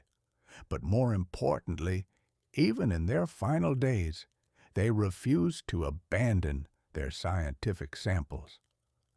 When the search party found their tent 8 months later, they found the 3 bodies. But they also found 35 pounds of geological specimens, fossils and rocks they had collected at the bottom of the world. Even when they were dying, even when every ounce of weight on that sled felt like a ton, they wouldn't drop the rocks. They were explorers, yes, but they were Victorian gentlemen scientists first. They were going to die, but by God, they were going to provide a decent report for the museum. The legacy of the noble failure. The news of Scott's death reached the world in early 1913, and he was instantly transformed into a national hero. In 1912, the British public didn't want to hear about Amundsen's efficient dogs. They wanted to hear about Scott's noble sacrifice. They wanted the story of the man who came in second, but did it with more character. Scott's death marked the end of the romantic era of exploration. The world was beginning to realize that spirit was no match for logistics. You can have all the courage in the world, but if the other guy has a better plan and a pack of dogs, he's the one who gets to mail the letters. 1912 was a year of harsh lessons. It taught us that the ocean is deeper than our ships, and that the poles are colder than our pride. Captain Scott's last diary entry ended with a simple plea, "For God's sake, look after our people." It was a human ending to a superhumanly difficult year. The map was finished, the flag was planted, and the bill for our curiosity had once again been paid in full. Chapter 10. The Death of the Emperor Meiji. While the Western world was busy sinking its largest ships and shooting its most talkative politicians, the East was undergoing a transition that was perhaps even more profound, if somewhat quieter, on the exploding manuscript front. On July 30th, 1912, the Emperor Meiji of Japan passed away. To the casual observer in London or New York, this might have seemed like just another royal funeral, a chance to see some exotic silk robes and some very impressive facial hair. But for Japan, and for the history of the 20th century, it was the moment the 19th century finally stopped fighting and handed over its sword. To understand the magnitude of Meiji's death, you have to realize that when he took the throne in 1867, Japan was, for all intents and purposes, a medieval theme park that had accidentally been left running for several centuries. It was a country of shoguns, samurai, and a strict no visitors policy that would make a modern gated community look like an open-air festival. Fast forward 45 years to 1912, and Japan was an industrial superpower with a navy that had just spanked the Russian Empire and a domestic industry that was churning out steel as if it were a national hobby. It was the most successful makeover in human history. Japan had gone from feudal isolation to industrial titan in about the same amount of time it takes a modern teenager to finish a PhD. The Great National Whiplash. When Meiji became emperor, the samurai were still the undisputed masters of the social order. They carried two swords, wore topknots that required more maintenance than a vintage sports car, and followed a code of honor that suggested that if you accidentally insulted someone's cousin, the only polite response was to disembowel yourself in the town square. Then came the Meiji Restoration. The emperor, or at least the men who worked in his name, realized that if Japan didn't modernize, it was going to end up as a series of European colonies. So they decided to change everything, and when I say everything, I mean they didn't leave a single stone unturned. They banned the samurai from carrying swords in public. They told men to cut off their topknots and wear bowler hats. They replaced the ancient legal codes with German ones, the Navy with British-style ships, and the education system with something that looked suspiciously like an American classroom. By 1912, the average Japanese citizen was suffering from a severe case of cultural whiplash. You could walk down a street in Tokyo and see a man in a traditional kimono walking past a telegraph office, while a steam train roared overhead and a newspaper boy shouted about the latest parliamentary debate. It was a world where the gods were still worshipped in the forest. But the gods were now expected to keep an eye on the stock market. Meiji, the god in the top hat. Emperor Meiji himself was the perfect symbol of this contradiction. To his people, he was a living god, a direct descendant of the sun goddess Amaterasu. He lived in a palace that was largely hidden from public view, and for a long time, the common people weren't even allowed to look at his face. Yet this living god spent his days reviewing naval blueprints, meeting with ambassadors in Western-style military uniforms, and encouraging his people to embrace science and technology. He was a man who lived in the tension between the sacred past and the steely future. He was the bridge that allowed Japan to cross the chasm from the Middle Ages to the modern age without falling in and becoming a footnote in a British history book. When he died in 1912, it wasn't just a man who passed away. It was the entire concept of the old Japan. The Meiji era had been a time of frantic, almost desperate growth. By the time of his funeral, Japan was no longer a curious collection of islands. It was a regional power that everyone from Washington to Berlin had to take seriously. The samurai era wasn't just dead. It had been buried under a mountain of industrial contracts and naval blueprints. The General Nogi incident, a very dark, "I'm with him." The funeral of Emperor Meiji provided the world with one of the most haunting and bizarre moments of 1912, the ritual suicide of General Nogi Maresuke. General Nogi was a hero of the Russo-Japanese War. He was the very model of a modern Japanese general, having commanded thousands of troops and utilized modern artillery. But in his heart, Nogi was a samurai of the old school. He had never forgiven himself for the thousands of lives lost under his command, and he had spent decades waiting for the right moment to express his loyalty to the emperor in the most traditional way possible.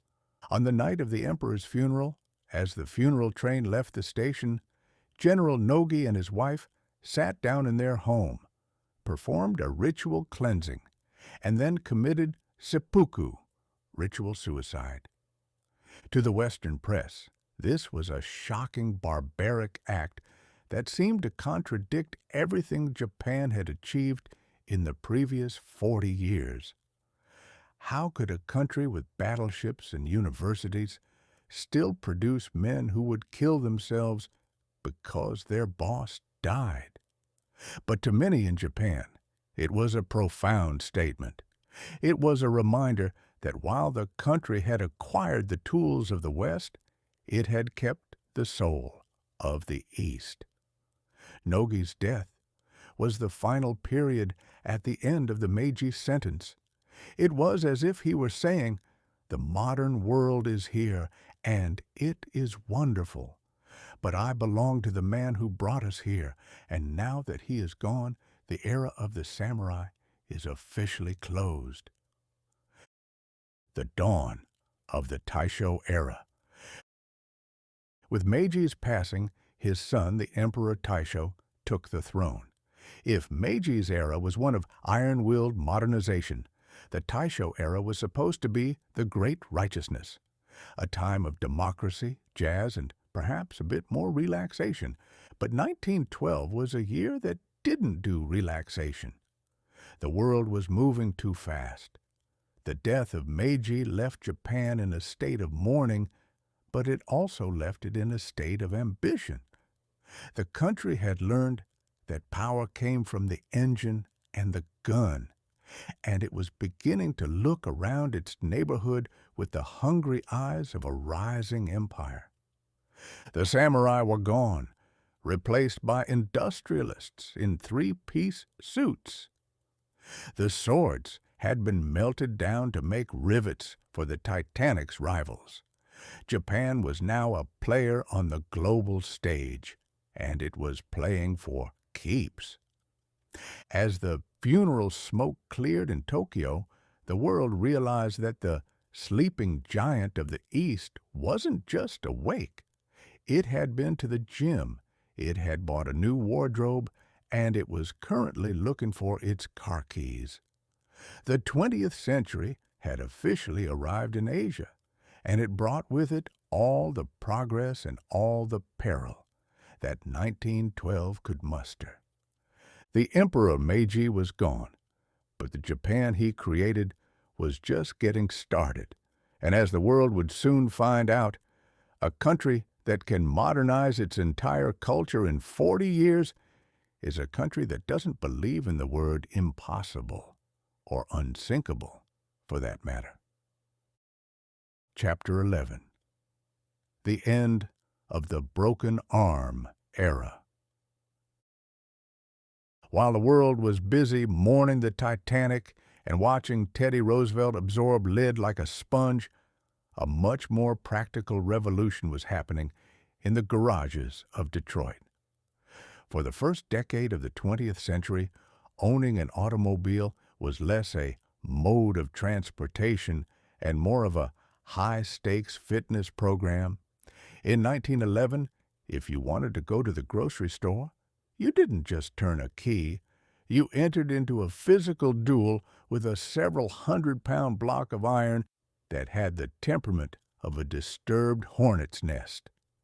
This was the era of the hand crank, a device designed by someone who clearly had a financial stake in the manufacturing of casts and slings. To start a car, one had to stand in front of the radiator, placing oneself in the direct path of the vehicle should it decide to lurch forward in a fit of mechanical excitement, and vigorously rotate a heavy iron handle until the internal combustion engine decided to stop being a paperweight and start being a nuisance. The kickback, a maritime disaster on land. The problem with the hand crank was not just the effort required, it was the kickback. You see, if the engine's timing wasn't set perfectly, or if the car was simply having a bad morning, the engine would fire backward. This would send the crank handle spinning in the opposite direction with the speed and force of a propeller. In the medical journals of the time, chauffeur's fracture was a recognized clinical diagnosis. It was a specific break of the radius and ulna, usually sustained when the engine decided it didn't want to go to the park and preferred instead to shatter the wrist of the person trying to take it there. Starting a car in 1911 required the strength of a blacksmith, the precision of a watchmaker, and the insurance policy of a stuntman. It was a machine for the few, the brave, and the heavily bandaged. The automobile was, for all its promise, a man's machine. Not because women weren't capable of driving, but because the physical barrier to entry was a 50-pound iron handle that could break your jaw. Society had decided that a woman's place was in the home, largely because the car in the driveway was actively trying to assault anyone who touched it. The tragedy that sparked a spark. The revolution began with a tragedy in the winter of 1910. A woman stalled her Cadillac on the Belle Isle Bridge in Detroit. A passing motorist named Byron Carter, who happened to be a friend of Cadillac's founder, Henry Leland, stopped to help. Being a gentleman of the old school, he stepped to the front of the car and grabbed the crank. The engine kicked back. The handle flew off and hit Carter squarely in the jaw. In the pre-antibiotic world of 1910, a shattered jaw was more than a painful injury. It led to infection, gangrene, and eventually Carter's death. Henry Leland was devastated. He didn't just lose a friend, he lost his patience with the primitive state of his own industry. He called his engineers together and told them that the Cadillac would no longer be a weapon. The Cadillac car will kill no more men if I can help it, he declared. It was a noble sentiment, though it did ignore the fact that the cars were still capable of hitting things. He just wanted to make sure they didn't kill you before you even left the driveway. The Wizard of Dayton and the Electric Miracle. Enter Charles Boss. Kettering, a man from Dayton, Ohio, who viewed impossible as a personal challenge to his morning coffee. Kettering worked for Delco, the Dayton Engineering Laboratories Company, and he was the kind of engineer who didn't care that every expert in the world said a small electric motor couldn't produce enough torque to turn over a massive gasoline engine. The experts argued that an electric starter would need to be the size of a trunk and carry a battery the size of a bathtub. Kettering, however, realized that the motor only had to work for a few seconds at a time. It didn't need to be a marathon runner, it just needed to be a sprinter. He developed a small, high-torque electric motor that could give the engine the shove it needed to wake up. In 1912, Cadillac introduced the Model 30, the first car in history to feature the electric self-starter as standard equipment. The impact was instantaneous and profound. Suddenly, starting a car was as simple as pressing a button on the floor with your foot. You didn't need to stand in the mud. You didn't need to risk your radius. You didn't even need to be particularly strong. You just needed a toe and a desire to be elsewhere. The Great Liberation. The electric starter was the great equalizer of the 20th century. While the suffragettes were marching in the streets for the right to vote, Charles Kettering was giving them the right to go to the store without asking for permission. Almost overnight, the broken arm era ended. The automobile stopped being a hobby for athletic masochists and became a utility for the general public. Women, the elderly, and men who simply preferred their bones in one piece could now operate a motor car. It was the birth of the driver as we know it today, a person who expects the machine to serve them rather than the other way around. Advertising of the time shifted dramatically.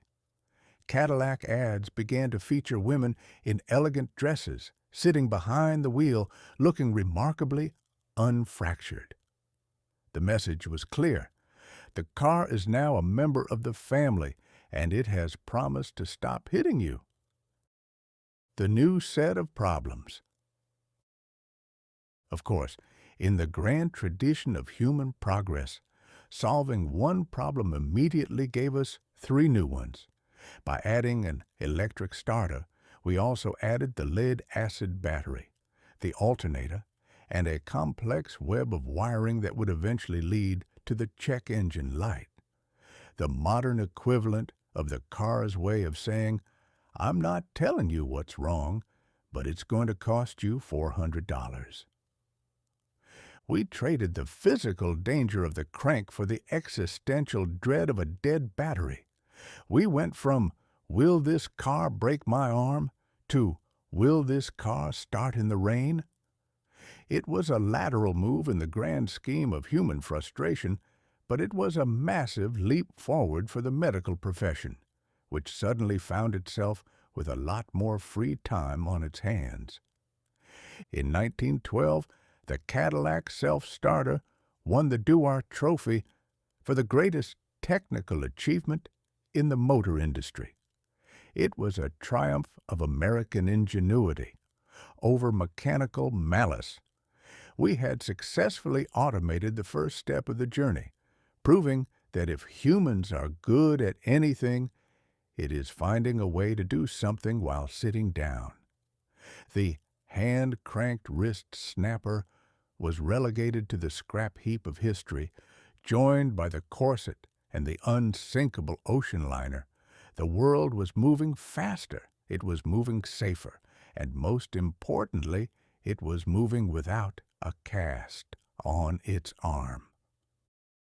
Chapter 12. The Invention of the Oreo. While 1912 was busy teaching humanity that nature had a very high threshold for arrogance and a very low tolerance for steel hulls, it was also quietly perfecting the art of the circular snack. If the year could be summarized as a struggle between chaos and order, the National Biscuit Company, better known to us today as Nabisco, decided to cast its vote firmly for order. On March 6, 1912, at their factory in Chelsea, Manhattan, the first Oreo was produced. It was a small, dark, and perfectly uniform disk that represented everything the 20th century hoped to be: efficient, stackable, and remarkably hard to destroy. The Great Cookie Plagiarism. Now, history is often written by the victors, and in the world of snacks, the victor is the one with the best marketing budget. We must address the elephant in the pantry. The Oreo was not an original idea. It was, in fact, a blatant, cold-blooded act of industrial espionage against a cookie called the Hydrox. The Hydrox had been invented 4 years earlier by the Sunshine Biscuits Company. It was a chocolate sandwich cookie with a vanilla cream center. It was, for all intents and purposes, the original Oreo. However, the Hydrox suffered from a fatal flaw that had nothing to do with its flavor and everything to do with the fact that its creators apparently let a chemistry teacher name their product. Hydrox sounds like something you use to strip paint off a barn or a liquid you pour into a swimming pool to prevent a localized outbreak of algae. It sounds clinical. It sounds sterile. It sounds like it was manufactured by a man in a lab coat who hasn't smiled since the late 1880s. When you offer someone a Hydrox, they don't reach for a glass of milk. They reach for a poison control manual. Nabisco, on the other hand, understood the soul of the American consumer. They named their version the Oreo. To this day, no one is entirely sure what Oreo means. Some say it comes from the Greek word oros, mountain. Others say it's from the French word or gold. And some believe they just like the way the vowels hug the consonants. It was short, it was catchy, and most importantly, it didn't sound like a floor wax. In the war between science, Hydrox, and mystery, Oreo, mystery won by a landslide. The architecture of the disc. The Oreo was a masterpiece of Edwardian industrial design. It featured 2 cocoa-flavored discs embossed with a wreath around the edge and the name Oreo in the center. In 1912, this was a high-tech feat of biscuit engineering. It was a snack designed for the assembly line age. Before the Oreo, cookies were often rustic, crumbly affairs. Things your grandmother made that varied in size, shape, and structural integrity. The Oreo was different. Every Oreo was identical to the one that came before it. If you bought an Oreo in New York and an Oreo in Chicago, you were getting the exact same experience. It was the McDonald's-ification of the dessert world. It offered the comfort of predictability in a year that was otherwise proving to be terrifyingly unpredictable. The cookie itself was made with Dutched cocoa, a process that treated the cocoa with alkali to neutralize its acidity and darken its color. This gave the Oreo its signature blacker than a coal miner's soul appearance. It wasn't just a cookie, it was a statement. It was the Gothic snack. The Crème mystery. Then there was the filling. You will notice that Nabisco has always been very careful to call it crème rather than cream. This is because in 1912, as today, the legal definition of cream required the presence of actual dairy products from a cow. The Oreo filling was a marvel of chemistry, a mixture of sugar, vegetable fats, and a whispered promise of vanilla. It was white, it was fluffy, and it possessed a shelf life that could potentially outlast the Roman Empire. In 1912, this was considered a miracle. In an age where milk went sour in an afternoon and bread turned into a brick by Tuesday, here was a snack that remained perfectly fresh for months. It was a triumph of the factory over the farm. It was the first unsinkable cookie, though unlike the ship of the same name, the Oreo actually lived up to the hype. You could drop it in a glass of milk, and while it would eventually succumb to the laws of saturation, it went down fighting. The ritual of the twist. The most fascinating thing about the Oreo's introduction in 1912 wasn't the cookie itself, but the way it fundamentally changed human psychology. The Oreo is the only food in history that forces the consumer to become a forensic pathologist. Almost immediately, the public realized that the Oreo was not a single unit, but a puzzle. You couldn't just bite into it like a savage. You had to twist it. You had to separate the two dark halves to reveal the white creme hidden within. You had to perform a ritual. The twisters. These are the surgical types. They want to see the innards. They often lick the creme off first, treating the chocolate discs as merely the packaging for the main event. The dunkers. These are the gamblers.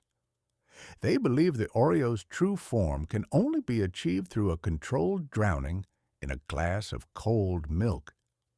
They wait for the exact moment of structural failure, that sweet spot, where the cookie is soft but hasn't yet disintegrated into a pile of silt at the bottom of the glass. The biters, the heretics. These people simply eat the cookie as if it were a normal piece of food. They are often viewed with suspicion by the rest of society, much like people who put pineapple on pizza or read the end of a mystery novel first. By 1912, the twist-lick-dunk method wasn't just a suggestion. It was becoming a national pastime. It gave people a sense of control. In a year where icebergs were sinking ships and presidents were getting shot, at least you could decide exactly how to dismantle your dessert. The industrialization of joy. The Oreo was originally sold in bulk in glass-fronted tins. You would go to the grocer and he would weigh out a pound of Oreos into a paper bag. It was a humble beginning for a snack that would eventually conquer the planet. Nabisco's Chelsea factory was a cathedral of biscuits. It occupied an entire city block, and the smell of baking chocolate and sugar supposedly wafted through the streets of Manhattan, providing a delicious distraction from the smell of horse manure and coal smoke. It was here that the modern snack food industry was truly born. The Oreo was designed to be consumed on the go. It didn't require a fork, a plate, or a napkin. It was the perfect snack for a world that was moving faster. It was the snack for the man in the Cadillac with the electric self-starter. It was the snack for the woman traveling to a suffragette rally. It was portable, durable, and addictive. The ultimate survivor. As we look back at the wreckage of 1912, the Oreo stands out as a strange survivor. The Titanic is at the bottom of the sea. Teddy Roosevelt's Bull Moose Party is a footnote in history books. The frontier is closed. But the Oreo is exactly where we left it. The design hasn't changed much in over a century. We've added double stuff, we've experimented with golden versions, and we've occasionally lost our minds and created watermelon-flavored fillings. But the core 1912 design remains the gold standard. The Oreo proved that while the 20th century was going to be a time of great upheaval and catastrophe, it was also going to be a time of great consistency in the things that truly mattered: sugar, fat, and the satisfying click of a cookie being twisted apart. In a year where everything was falling apart. Nabisco gave us something that held together, provided you didn't dunk it for more than 10 seconds. It was the most successful product launch of 1912, proving that if you want to win the hearts of the people, you don't need a massive ship or a bulletproof speech. You just need 2 chocolate discs and a name that doesn't sound like a chemistry experiment. Chapter 13. The Girl Scouts of the USA. In the spring of 1912, while the gentlemen of the world were busy sinking high-tech boats and arguing over whether a president should be shaped like a walrus or a schoolmaster, a quiet but formidable revolution was being plotted in Savannah, Georgia. If you had told the average Edwardian man that the greatest threat to the established social order was currently wearing a sash and learning how to tie a sheep-shank knot, he would have laughed until his monocle fell into his soup. But that is because the average Edwardian man underestimated the terrifying organized power of a woman with a plan and a surplus of flour. On March 12, 1912, Juliet Gordon Lowe, known to her friends as Daisy, gathered 18 girls in her carriage house for the first meeting of what would become the Girl Scouts of the USA. It was a moment that signaled the end of the haint-eye-delicate era of Victorian womanhood and the beginning of the I-can-build-a-bridge-out-of-twigs era. The eccentricity of Daisy Lowe. To understand the Girl Scouts, you must first understand Daisy Lowe. She was a woman who treated convention like a suggestion written in a language she didn't speak. She was partially deaf, the result of a grain of rice getting stuck in her ear at her wedding and becoming infected, which is perhaps the most Southern Gothic injury ever recorded. By 1912, Daisy was a widow with a large inheritance and a social circle that included Sir Robert Baden-Powell, the man who had started the Boy Scouts in England. Daisy looked at the Boy Scouts and thought, why should the boys have all the fun of getting lost in the woods and developing questionable hygiene habits? She decided that the girls of America needed more than just needlepoint and the ability to pour tea without shaking. They needed to know how to fix a leaky pipe, how to signal with flags, and how to survive in the wilderness without a corset. Daisy was the kind of woman who used her deafness as a tactical weapon. Whenever someone told her that girls shouldn't be out camping or playing basketball, she would simply tap her ear, smile brightly, and continue exactly what she was doing. She was a master of the selective hear-no-evil approach to social reform. The Handbook, How to Stop a Runaway Horse. The first Girl Scout handbook, titled How Girls Can Help Their Country, was a fascinating document that suggested the 20th century girl was expected to be a cross between a nurse, a commando, and a diplomat. The practicality. It included instructions on how to tie up a burglar, how to save a drowning person, and, most importantly for 1912, how to stop a runaway horse. Given that the hand-cranked Cadillacs of the previous chapter were still prone to failure, a runaway horse was a very real daily hazard. The modernity. It encouraged girls to seek careers in professions, which at the time was a word mostly reserved for men and people who played the cello. It suggested that a girl could be a doctor, a scientist, or a pilot. The discipline. It insisted on the promise, a vow to be useful and help others.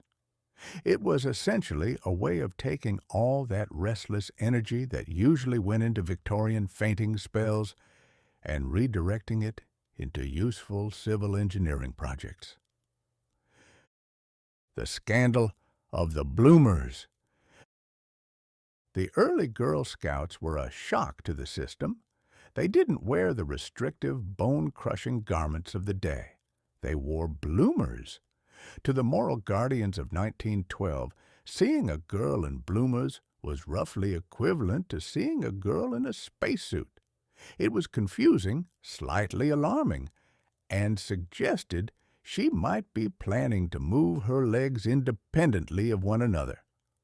They played basketball, they hiked, and they went camping.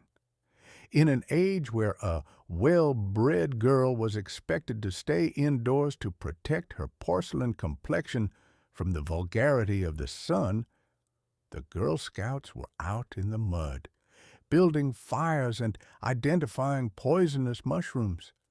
It was a radical act of physical liberation disguised as a weekend hobby. Daisy Lowe wasn't just teaching girls how to camp. She was teaching them that they had a right to take up space in the world. The cookie empire, capitalism with a smile. We cannot discuss the Girl Scouts without discussing the most effective paramilitary sales operation in human history. While the first official national cookie sale didn't happen until a few years later, the seeds of this sugar-dusted juggernaut were sown in the early 1912 meetings. The Girl Scouts realized early on that if they wanted to be independent, they needed money. And if they wanted money from Americans, they needed to provide something that appealed to the national weakness: baked goods. By 1917, the Mistletoe Troop in Muskogee, Oklahoma, began selling cookies in a high school cafeteria. It was a simple transaction that would eventually evolve into a global empire. Today, the Girl Scout cookie program is a masterclass in logistics, marketing, and psychological warfare. They have managed to turn a seasonal snack into a cultural event that commands more brand loyalty than most religions. They realized that the American public cannot say no to a 10-year-old in a green sash who is holding a box of Thin Mints. It is a brilliant form of soft power capitalism. The Girl Scouts don't need a standing army. They have the tag-along, and that is more than enough to bring any household to its knees. The legacy of the badge. The genius of the Girl Scouts was the badge. Long before video games introduced achievements and leveling up, Daisy Lowe introduced the idea that a girl's worth could be measured in embroidered circles on her sleeve. It was a brilliant way to gamify life. You didn't just learn to cook, you earned your hostess badge. You didn't just not die in the woods, you earned your Pathfinder badge. It turned self-improvement into a collection. And in 1912, Americans were very fond of collecting things: territories, stocks, and now skills. By the end of 1912, the movement was spreading like wildfire. It offered a middle ground between the old world of domesticity and the new world of the suffragettes. A Girl Scout was respectable enough for her parents, but radical enough for the future. She was a girl who could bake an Oreo, refer to Chapter 12, but also knew how to bandage the wrist of a man who had just been kicked by a Cadillac, refer to Chapter 11. Daisy Lowe died in 1927, and she was buried in her Girl Scout uniform. In her pocket was a telegram from the national headquarters telling her that she was the greatest scout of them all. She had taken the Victorian idea of a social club and turned it into a training ground for the leaders of the next century. The 1912 roadmap was finishing its map of the earth, but Daisy Lowe was busy mapping the potential of the American girl, and as the world was about to find out, a girl with a compass and a box of cookies is a force that even an iceberg would think twice about crossing. Chapter 14. Jim Thorpe and the Stockholm Olympics. By the summer of 1912, the world had decided that if it was going to be a year of unprecedented disasters, it might as well have some really high-quality outdoor entertainment to go along with them. The venue was Stockholm, Sweden, and the event was the Fifth Olympiad.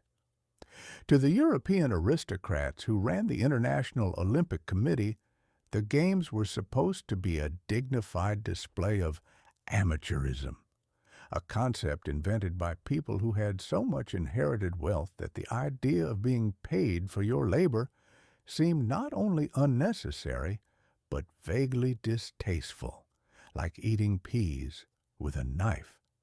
In 1912, an amateur was a gentleman who practiced sport in his spare time between fox hunts and counting his family's silver. A professional, on the other hand, was someone who had the audacity to be poor enough to need a paycheck. This distinction would eventually lead to the greatest act of bureaucratic thievery in the history of shorts and stopwatches. But before the lawyers got involved, the world had to witness a man who made the very concept of human limits look like a polite suggestion. That man was Jim Thorpe. The arrival of the Sac and Fox superhuman. Jim Thorpe, a member of the Sac and Fox Nation, whose name, Wa-tho-huck, translated to Bright Path, arrived in Stockholm and promptly proceeded to treat the Olympic record books like a personal scratch pad.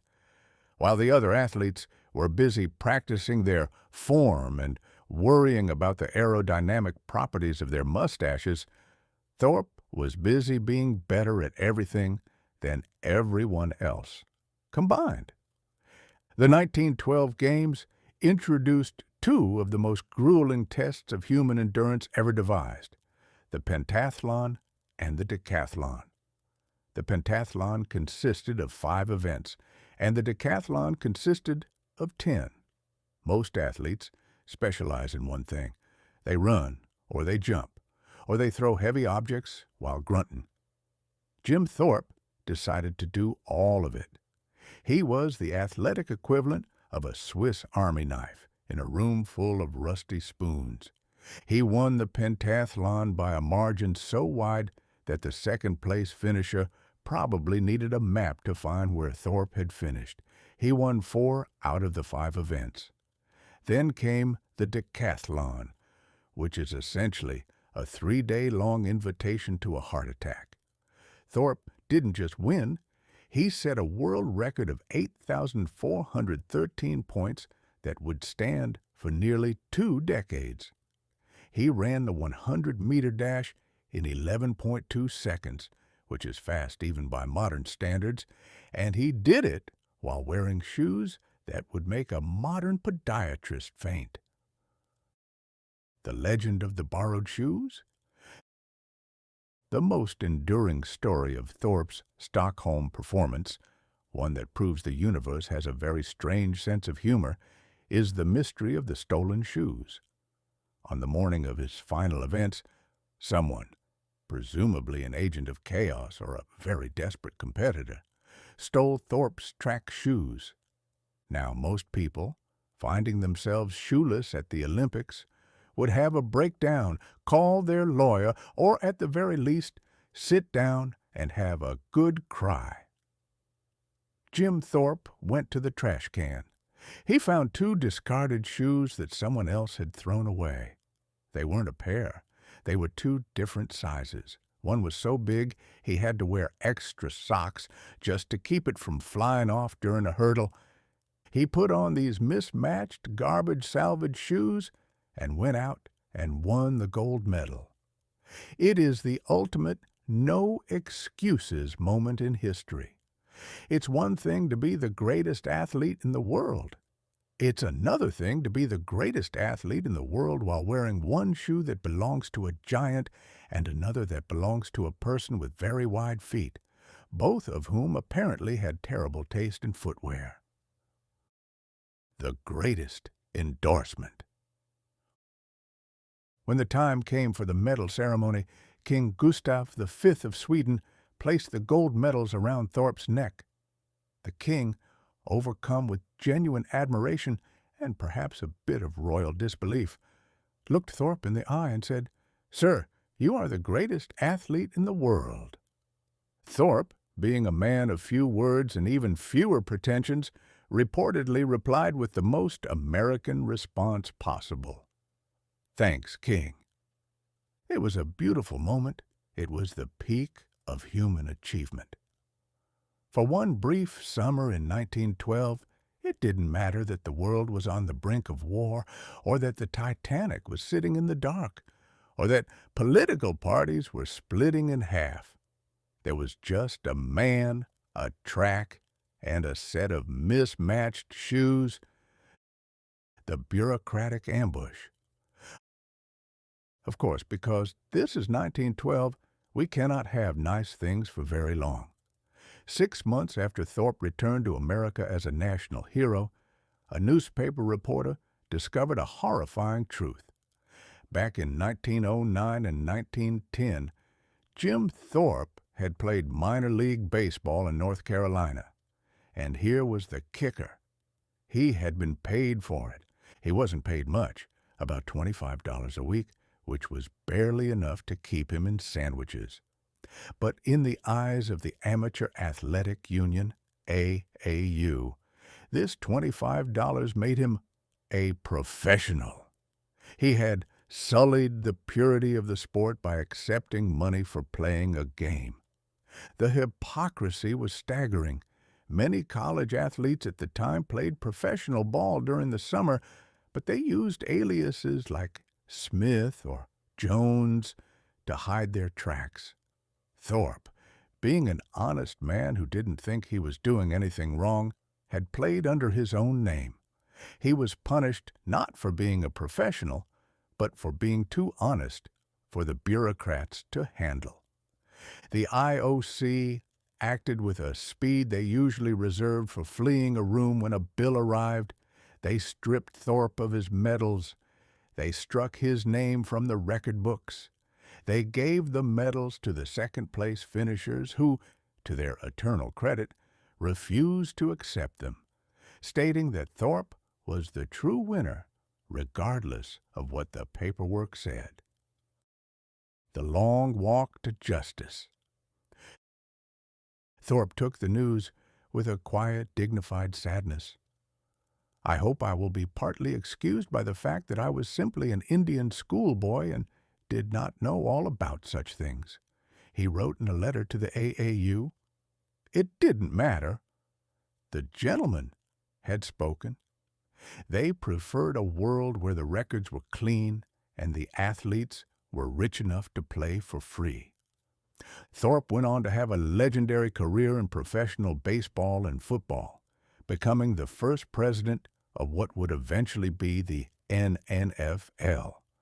But the loss of his Olympic medals remained a stain on the history of the Games. It was a reminder that in 1912, the Unsinkable wasn't just a ship. It was the rigid, unyielding pride of the people in charge. It took 70 years for the world to come to its senses.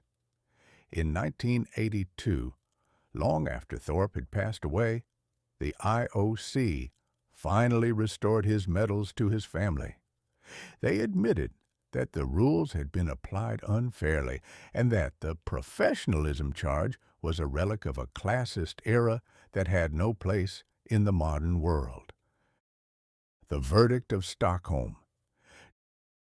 Jim Thorpe's performance in 1912 remains the gold standard for what the human body can do when it's not being told it can't. He didn't have high-tech sneakers, he didn't have a specialized diet, and he certainly didn't have the support of the sporting establishment. He just had raw talent and a pair of shoes he found in the trash. In the end, King Gustav was right. Thorpe was the greatest athlete in the world. The bureaucrats could take his medals, they could erase his name from their ledgers, and they could pretend that $25 a week was a crime against humanity. But they couldn't take away the fact that for a few days in Stockholm, a man in borrowed shoes ran faster and jumped higher than the world thought possible. 1912 was a year of giants, and Jim Thorpe was the tallest of them all, even if one of his shoes was a size too big. Chapter 15. Harriet Quimby flies the Channel. In the spring of 1912, aviation was less of a transportation industry and more of a conspicuous suicide pact. To get into a plane in those days was to voluntarily strap yourself to a collection of piano wire, canvas, and bicycle parts, then hope that the engine, which had the reliability of a politician's promise, didn't decide to turn into a stationary sculpture while you were 300 feet above a very hard field. It was an era where the primary safety equipment was a stout heart and a firm belief that gravity was merely a suggestion. Into this world of oily rags and reckless men stepped Harriet Quimby. Harriet was not your typical 1912 woman. While most of her peers were busy navigating the complex social etiquette of hat pins and afternoon tea, Harriet was busy becoming the first woman in the United States to earn a pilot's license. She was a journalist, a screenwriter, and a woman who possessed a level of moxie that would have made a pirate blush. But Harriet understood something that the grubby, grease-stained men of early aviation didn't. If you're going to defy the laws of nature and the expectations of society, you should at least look spectacular while doing it. The plum-colored pioneer. When Harriet Quimby took to the skies, she didn't wear the drab utilitarian rags of the male pilots. No, Harriet commissioned a custom-made one-piece plum-colored satin flying suit. It featured a hood, knickerbockers that tucked into high boots, and enough flair to be visible from a different zip code.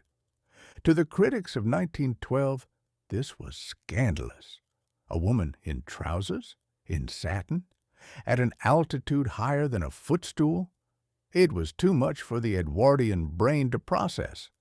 They called her the Dresden China Aviatrix, a nickname that suggested she was fragile and ornamental. Harriet, however, was about as fragile as a galvanized nail. She didn't wear the suit because she wanted to be a fashion plate. She wore it because it was practical for climbing into a cockpit, and because she knew that if she was going to be the first woman to do something impossible, she might as well give the photographers something worth looking at. The English Channel, nature's wet moat. By April 1912, the grand prize of European aviation was the English Channel. Louis Blériot had flown across it in 1909, proving that Britain was no longer an island and that the French could now drop in for lunch without a boat. But no woman had ever attempted the crossing. The Channel is a treacherous stretch of water, famous for its fog, its sudden gales, and its ability to turn a perfectly good airplane into a very expensive anchor. Harriet arrived in Dover in early April. She had a brand-new Blériot 11 monoplane, a machine that looked like a very large motorized dragonfly. She had never flown this specific model before. She had also never used a compass. In 1912, navigation consisted mostly of looking down and hoping you recognized a particularly distinctive cow. Over the water, however, there are no cows. There is only the gray churning sea and the terrifying realization that you are lost. The experts, who were, as always, men with a lot of opinions and very few satin suits, tried to talk her out of it. One gentleman even offered to dress up in her purple suit and fly the plane for her, letting her take the credit when he landed. Harriet declined, presumably with a look that could have melted the engine block. She wasn't looking for a stunt. She was looking for a milestone. The flight into the white void. On the morning of April 16th, 1912, Harriet Quimby took off from Dover. The weather was, in a word, British. It was gray, damp, and filled with a mist so thick you could practically carve it into blocks and build a house with it. As soon as she cleared the white cliffs, she was alone. She was sitting in an open cockpit, blasted by a freezing wind, with nothing but a compass she had only just learned to read, tied to her knee. Within minutes, the fog swallowed her. She couldn't see the water below or the sky above. She was suspended in a white void, vibrating at several thousand revolutions per minute. In her own account of the flight, Harriet described the sensation as being drowned in a cloud. Most pilots in that situation would have panicked, but Harriet simply kept her eyes on the compass and her hand on the lever. She flew for about an hour, a lone purple speck in an ocean of white. When the fog finally broke, she saw the coast of France. She landed on a beach near Hardelot. She didn't land at an airfield with a brass band and a bouquet of roses. She landed on the sand, where the only witnesses were a group of local fishermen and their families. They had no idea who she was or where she had come from, but they were sufficiently impressed by the sight of a woman in a purple satin suit falling out of the sky that they carried her on their shoulders and offered her tea. She had done it. She was the first woman to fly the Channel. The Titanic irony. The PR disaster. In any other year, Harriet Quimby would have been the undisputed queen of the front page. Her feat was a triumph of technology, gender equality, and sheer, unadulterated grit. She should have been a global superstar. There was just one problem: the date. Harriet landed in France on April 16, 1912. If that date sounds familiar, it's because the RMS Titanic had foundered in the North Atlantic just 24 hours earlier. When Harriet's achievement hit the newsrooms, the world's editors were currently staring at headlines about 1,500 people disappearing into the dark. The story of the Unsinkable ship had completely sucked the oxygen out of the room. Harriet's historic flight was relegated to the back pages, tucked somewhere between an advertisement for liver pills and a report on the price of wool. She had conquered the air, but she couldn't conquer the news cycle. She had performed a miracle, but the world was too busy mourning a catastrophe to notice. The short, radiant life of the aviatrix. Harriet returned to America, but her fame remained strangely muted. She continued to fly, continuing to wear her purple suit, and continuing to prove that the air didn't care about your gender. Tragically, Harriet's story ends with the same suddenness that characterized early aviation. In July 1912, just 3 months after her Channel flight, she was flying at an exhibition in Boston. Her plane, a new two-seater, hit a pocket of turbulent air and pitched forward. Both Harriet and her passenger were ejected from the open cockpit and fell to their deaths in the shallow waters of Dorchester Bay. She was 37 years old. Harriet Quimby is often forgotten by history, overshadowed by the later exploits of Amelia Earhart, but Harriet was the one who kicked the door open. She proved that a woman could navigate the sky, manage a machine, and handle a crisis, all while maintaining a sense of style that the rest of the industry desperately lacked. She was a reminder that 1912 was a year where the old world was dying and the new one was being born in the clouds. She was the woman who looked at the English Channel and decided it was just a puddle, and who looked at the sky and decided it was her rightful home. She may have been buried by the headlines of the Titanic, but for 1 hour on a foggy April morning, Harriet Quimby was the highest flying human on the planet, and she did it in purple. Chapter 16.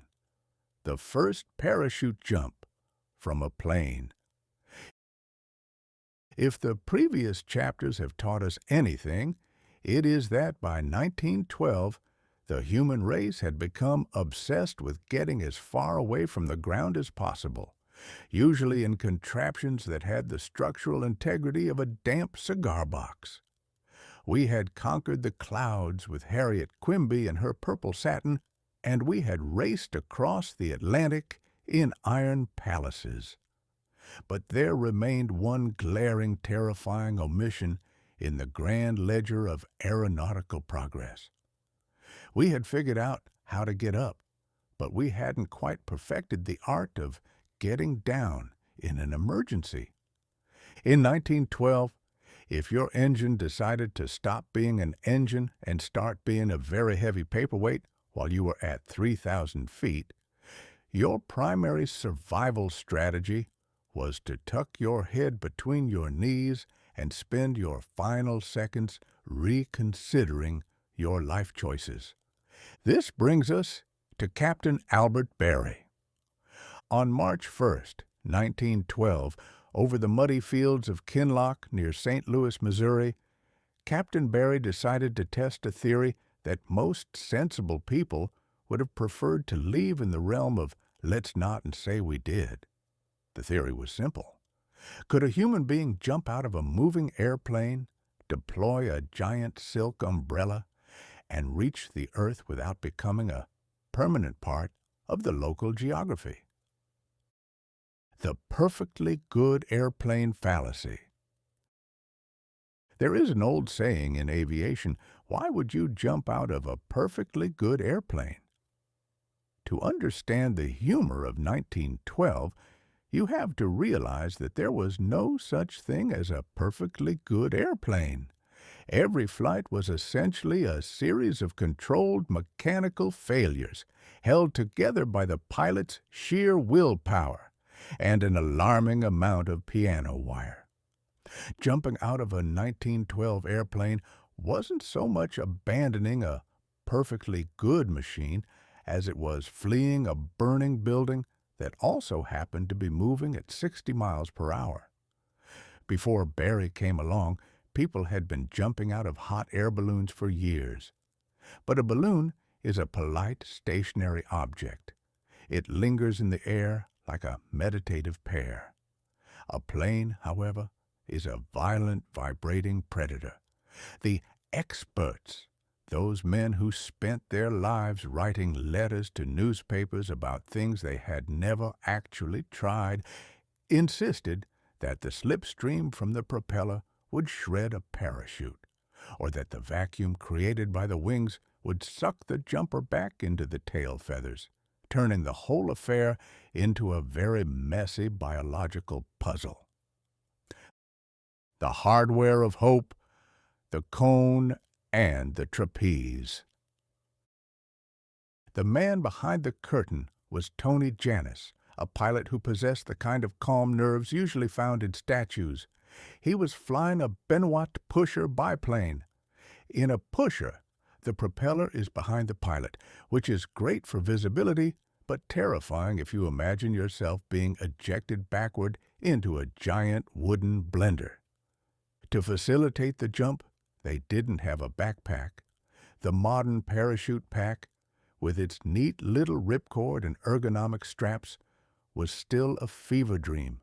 Instead, they took a large cone-shaped metal container and bolted it to the axle of the plane right between the landing wheels.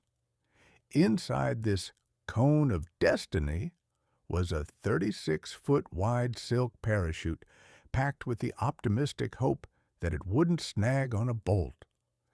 Captain Berry didn't have a seat. He had a trapeze bar. Imagine, if you will, the scene. The plane is rattling through the sky at 1,500 feet. The wind is whipping at 60 miles per hour. Captain Barry is not inside the plane. He is sitting on a small wooden bar suspended between the wheels, his legs dangling in the abyss, clutching the metal struts as if they were his long-lost parents. He was essentially a piece of luggage that had decided to take an external seat. The leap into history. When they reached the desired altitude, Janice gave the signal. One can only imagine the conversation shouted over the roar of a two-cycle engine that sounded like a lawnmower in a trash can. "Are you ready, Albert?" "No." "Good. Off you go." Barry didn't just step out. He had to drop. He let go of the trapeze bar and fell. For the first few hundred feet, nothing happened. The parachute was supposed to be pulled out of the cone by the weight of his falling body, but the silk was stubborn. For a terrifying interval of 500 feet, Albert Barry was simply a man practicing the art of falling very quickly. On the ground, the spectators held their breath. In the cockpit, Tony Janice likely wondered if he was going to have to fill out a lot of paperwork. Then, with a sound like a giant bedsheet being snapped by a vengeful titan, the parachute opened. The 36 feet of silk blossomed into a white flower of safety. Barry, who had been plummeting toward a messy appointment with Missouri, was suddenly yanked upward by the crotch. It was the first time in history that a human being had successfully used a Plan B while in flight. The featherbed verdict. Barry drifted down and landed in a thicket of trees near the center of the field. When the rescuers reached him, expecting to find a man in shock, or at least a man in need of a very stiff drink, they found him remarkably composed.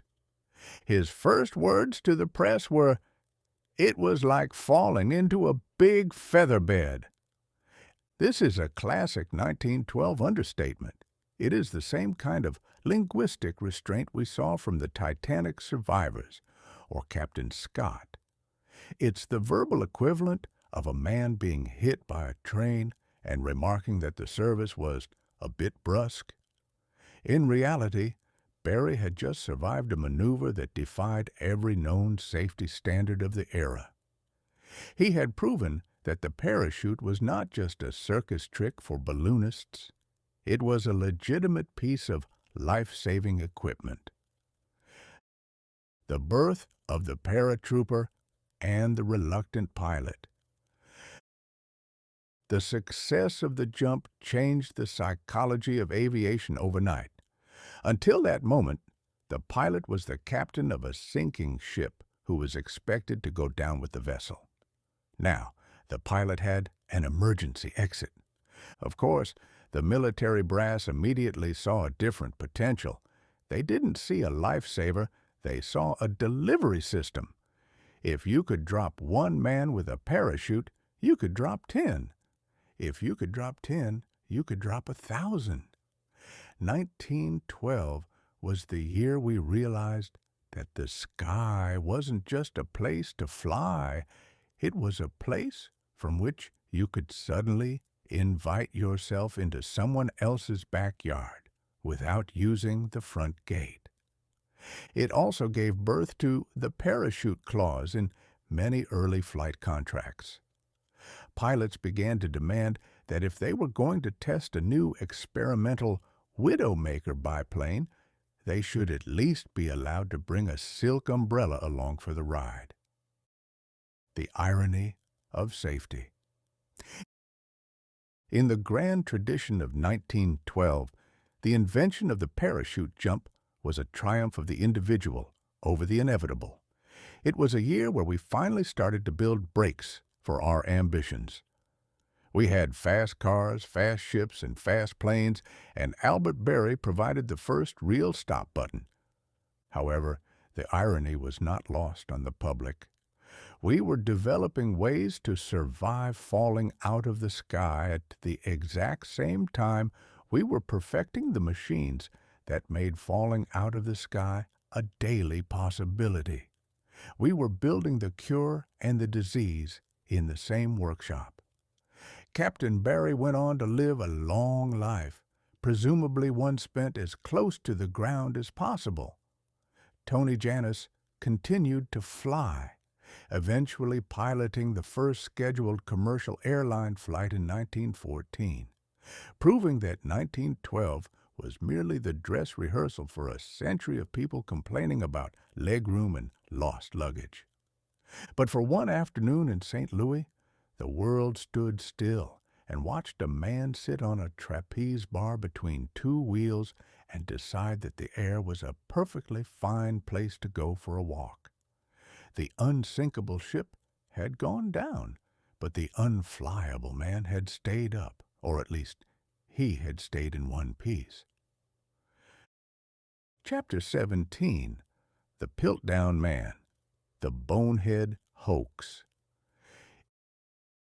In the year 1912, science was suffering from a rather acute case of what we might call ancestor envy. Charles Darwin had released the proverbial cat among the pigeons several decades earlier by suggesting that humans were not, in fact, a special creation dropped onto the planet in silk stockings, but were instead the descendants of hairy, tree-dwelling enthusiasts with a penchant for fruit and loud screeching. The problem was that while the theory was sound, the evidence was a bit thin on the ground. The Germans had found the Neanderthal, and the Dutch had found Java Man, but the British scientific establishment was feeling left out. The British, who at the time controlled approximately a quarter of the world's landmass and nearly all of its better gin, were deeply offended by the idea that the first human might have been a foreigner. They were convinced that the missing link, that elusive creature that was half ape and half gentleman, must have been an Englishman, preferably one with a solid grasp of cricket and a high, noble forehead. This brings us to Charles Dawson, a man history remembers as the Wizard of Sussex, though the Grand Vizier of Bull might be more accurate. The discovery at the gravel pit. In December 1912, Dawson, an amateur archaeologist and solicitor with a suspiciously long track record of finding unique items, walked into the British Museum with a brown paper parcel. Inside were fragments of a skull that he claimed to have discovered in a gravel pit at Piltdown, in Sussex. Dawson's story was as charming as it was unlikely. He claimed that a group of workmen had found a coconut in the gravel and smashed it, thinking it was a fossil. Dawson, being a man of infinite curiosity, had supposedly gathered the pieces and realized he was looking at the dawn of humanity.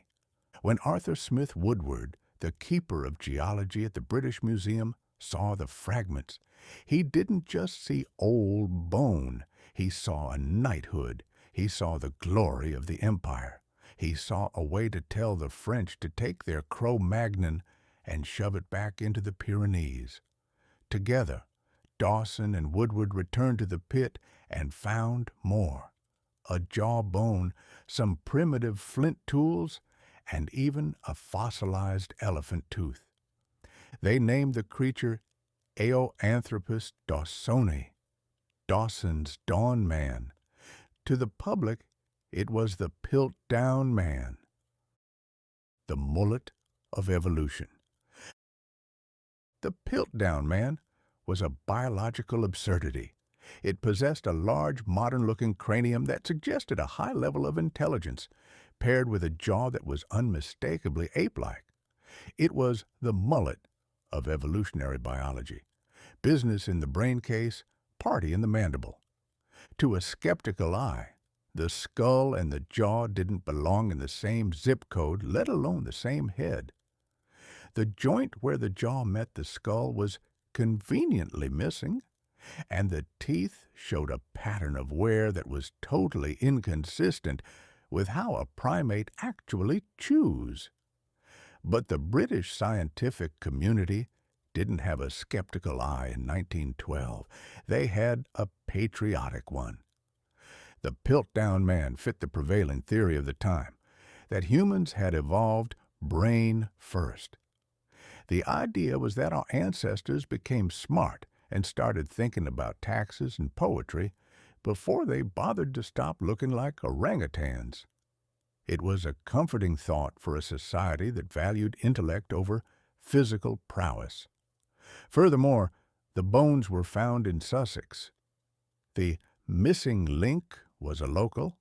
He was a British lad. He probably spent his afternoons complaining about the humidity and the lack of a decent cup of tea. The experts in the dark. For the next several decades, the Piltdown Man was the centerpiece of human history. Generations of school children were taught that their great-great-great-grandmonkeys had lived in a gravel pit in England. High-ranking scientists built entire careers on the study of these fragments. They wrote thousands of papers, engaged in heated debates over the Piltdown diet, and reconstructed the creature's face in various degrees of thoughtful primate.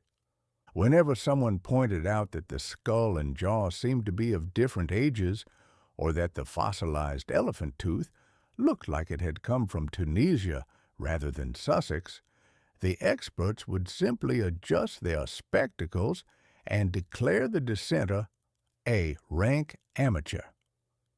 It is one of the great ironies of the human condition that the more educated a man becomes, the more likely he is to believe a lie, provided the lie is delivered in a sufficiently posh accent and supports his existing biases. In reality, the Piltdown Man was an arts and crafts project. The anatomy of a prank. It wasn't until 1953, 41 years after the discovery, that the truth came out. Using new fluorine dating techniques, scientists discovered that the skull was only about 500 years old, a medieval human, and the jaw was about 50 years old, a modern orangutan. The fossilization was actually a very clever stain job, using potassium bichromate and iron salts to make the bones look old. The teeth had been filed down with a metal rasp to simulate human-like wear. Even the primitive tools found in the pit had been carved with steel knives. It was a hoax so simple that it bordered on the insulting. Charles Dawson, and possibly a few co-conspirators, including perhaps a young Arthur Conan Doyle who lived nearby and had a famous sense of mischief, had essentially walked into the temple of science, glued a toupee to a bowling ball, and told everyone it was a deity. And the priests of science had bowed down and worshipped it for 40 years. The lesson of 1912. The Piltdown Man reminds us that 1912 was a year where humanity was so focused on the big picture that we forgot to check the details. We were building unsinkable ships, finishing continental maps, and defining the origins of our species, and in our rush to be great, we became remarkably easy to fool. The hoax was successful because it gave people exactly what they wanted. The British wanted an ancestor, the scientists wanted a brain-first theory, and the public wanted a hero. 1912 was a year of grand narratives, and Charles Dawson was a master of the genre. He realized that if you give people a story that makes them feel important, they will stop asking questions about why the elephant tooth smells like a chemical plant. In the end, The Piltdown Man is a more accurate reflection of human nature than any actual fossil could ever be. It shows that our most defining characteristic isn't our upright gait or our opposable thumbs. It's our staggering capacity for self-delusion. We are the only species on Earth capable of being tricked into thinking we are related to a Sussex gravel pit, simply because we like the way it looks on a map. Charles Dawson died in 1916, still a hero of the scientific world. He never confessed. He took his secret to the grave, leaving behind a legacy of bonehead brilliance that remains the greatest prank in the history of archaeology. The missing link is still missing, but in 1912 we found something much more revealing: the fact that the smartest men in the world can be undone by a bit of sandpaper and a bottle of wood stain. Chapter 18. Continental Drift. The Earth is sliding. In the year 1912, the human race was laboring under the comfortable delusion that the Earth was a solid, reliable piece of furniture. We believed that the continents were bolted to the floor of the universe with the same permanence as a Victorian sideboard. If a mountain was in Switzerland, it stayed in Switzerland. If an ocean separated New York from London, it was because God, in His infinite wisdom, wanted to make sure the British had plenty of time to rethink their outfit choices before they arrived in Manhattan. The scientific community of 1912 was dominated by the fixists. These were men who believed the Earth was a cooling, shrinking ball, much like a drying apple, and that the mountains were merely wrinkles formed as the crust shriveled. It was a tidy, static theory that allowed everyone to sleep soundly, knowing that their real estate wasn't going to wander off into the neighbor's yard in the middle of the night. Then came Alfred Wegener. Wegener was a German meteorologist, a man who spent his time looking at clouds and measuring the wind in Greenland. In the rigid hierarchy of 1912 science, a meteorologist talking about geology was roughly equivalent to a plumber trying to perform open-heart surgery. But Wegener had a habit that many of his colleagues lacked. He actually looked at the map. The jigsaw puzzle of the gods. On a cold January evening in 1912, Wegener stood before the Geological Association in Frankfurt and delivered a lecture that was the intellectual equivalent of walking into a library and shouting that the books were all currently rearranging themselves alphabetically. He pointed out something that every school child with a pair of scissors has noticed since the 16th century. The east coast of South America fits into the west coast of Africa with the suspicious precision of a jigsaw puzzle designed by a bored deity. To the fixists, this was merely a geological coincidence, one of those things nature does just to see if we're paying attention. But Wegener went further. He had been reading about fossils. He discovered that the remains of a small freshwater reptile called the S.O.S had been found in both Brazil and South Africa. Now, the S.O.S was about a yard long and couldn't swim across a backyard pond, let alone the South Atlantic. The established scientists had a very creative solution for this: land bridges. They imagined that in the distant past there were massive, thousands of miles long bridges of earth connecting the continents, which later sunk into the sea. It was a theory that required the Atlantic Ocean to be littered with the remains of sunken highways, which is a bit like suggesting that a cat crossed a lake by waiting for a bridge to spontaneously grow and then vanish the moment it reached the other side. The drifting insult. Wegener's proposal was much simpler and therefore much more offensive. The continents were moving. He called it continental Verschiebung, continental drift. He suggested that millions of years ago, all the land masses were joined together in a single supercontinent, which he called Pangaea, Greek for all Earth. He argued that the continents were made of lighter rock, Sial, and were plowing through the denser rock of the ocean floor, Sima, like icebreakers through a frozen bay. The reaction from the scientific elite of 1912 was not a polite, "Let's look into that." It was a collective academic, "Are you quite mad?" They mocked him. They called his theory footless. They pointed out that Wegener couldn't explain how the continents moved. What was the engine?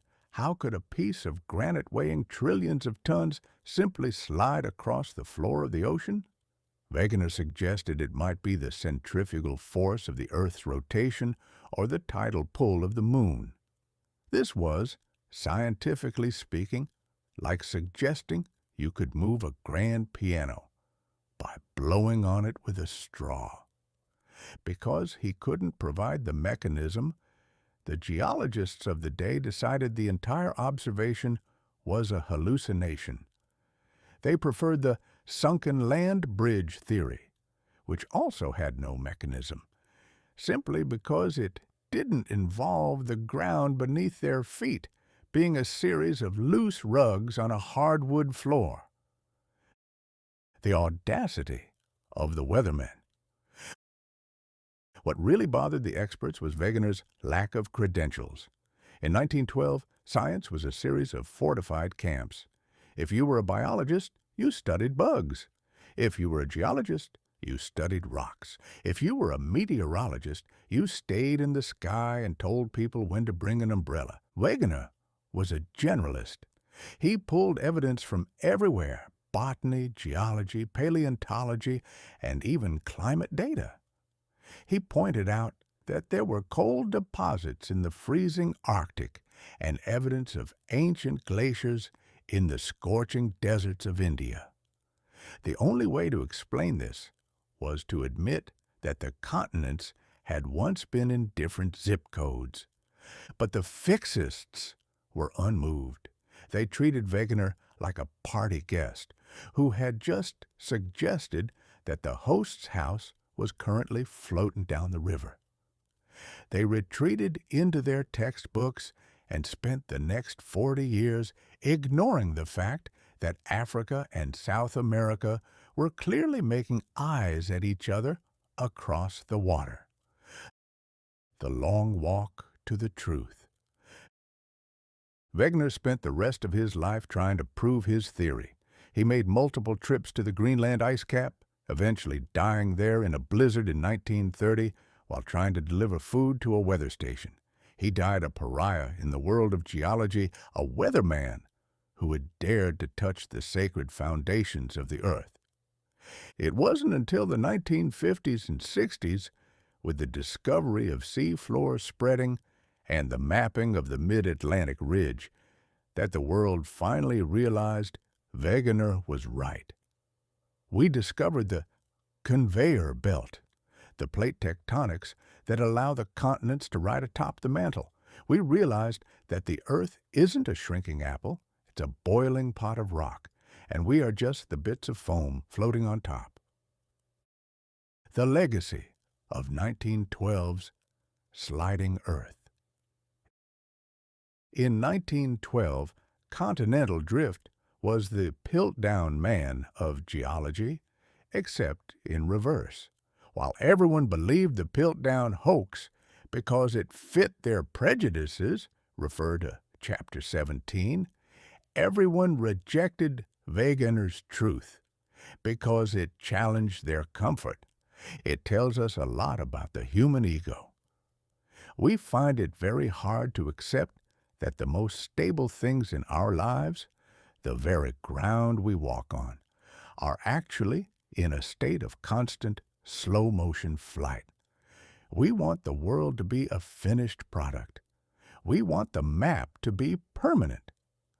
Wegener's 1912 lecture was a reminder that the earth is a living, moving thing. It is a world that is still under construction.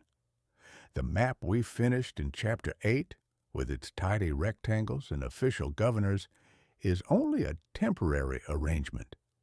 Give it another 50 million years, and Los Angeles might be a suburb of Tokyo, and the Atlantic might be a puddle. The fixists of 1912 were looking for certainty in a year that was defined by instability. They wanted a solid earth because they were living through a shifting era.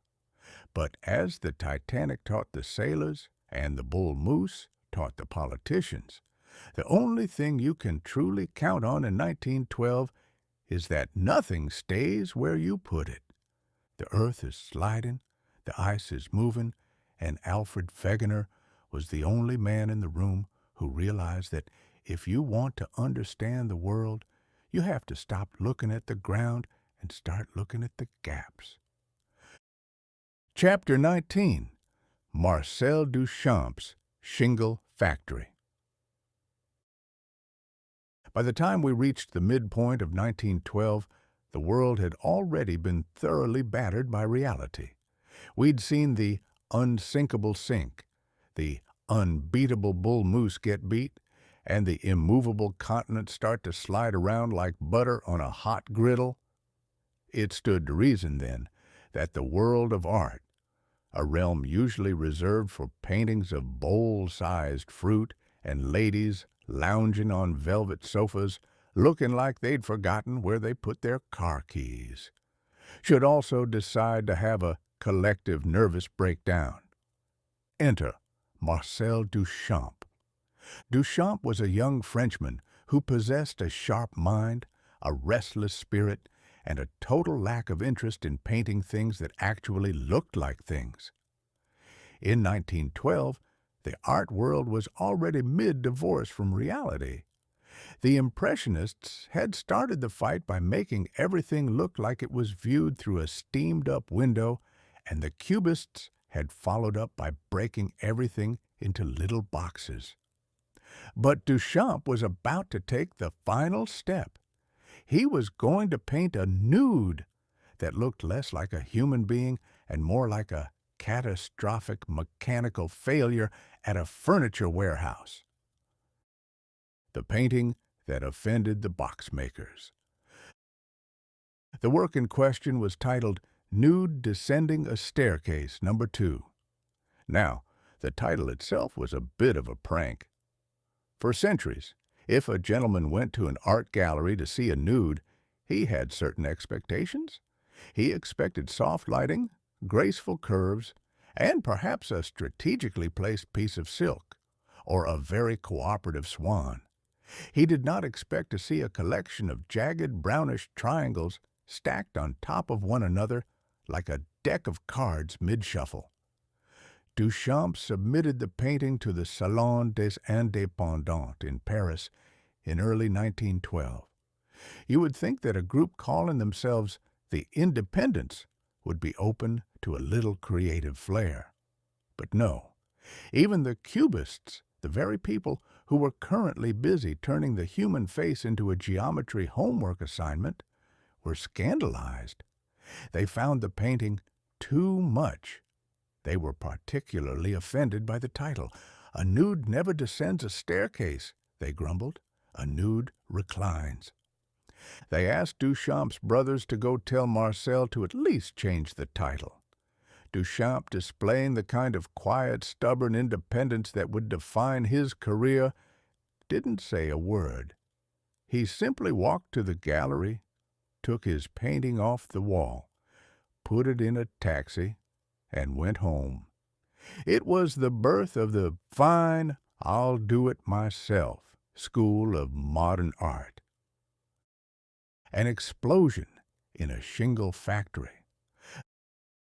The painting didn't truly achieve its status as a weapon of mass confusion until it crossed the Atlantic for the Armory show, but the legend of its 1912 creation preceded it. When critics finally got a look at it, they didn't see a woman walking downstairs. They saw a disaster. One critic, Julian Street, famously remarked that the painting looked like an explosion in a shingle factory. It was a brilliant insult because it was almost accurately descriptive. The painting is a monochromatic whirlwind of overlapping planes. It looks like a staircase that has decided to become a fan, or perhaps a robot that has just heard a very funny joke and is falling apart with laughter. There is no nude to be found, at least not in the anatomical sense. There is only motion.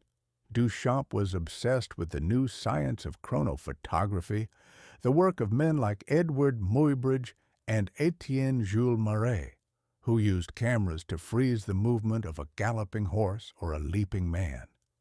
Duchamp wanted to do the opposite. He wanted to take a static canvas and make it move. He wanted to capture the vibration of life.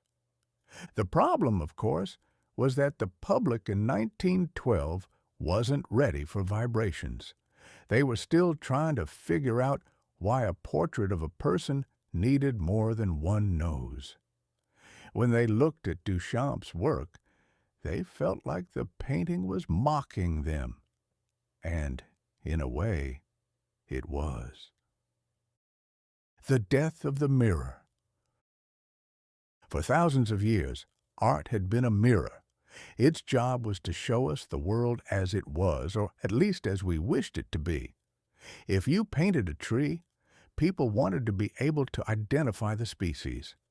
If you painted a king, he needed to look like someone you'd hesitate to borrow money from. But in 1912, the mirror shattered. Duchamp and his contemporaries realized that if the camera could capture the real world perfectly, then the painter was out of a job. Unless, of course, the painter stopped trying to show us what things looked like and started showing us how things felt or how they moved. Art was no longer about the object. It was about the idea. This was a terrifying shift for the average citizen. It meant that you could no longer walk into a gallery, look at a painting and say, "That's a nice barn." Now you had to stand in front of a pile of brown shingles and wonder if the artist was a genius or if he was just having a laugh at your expense. In Duchamp's case, the answer was usually both.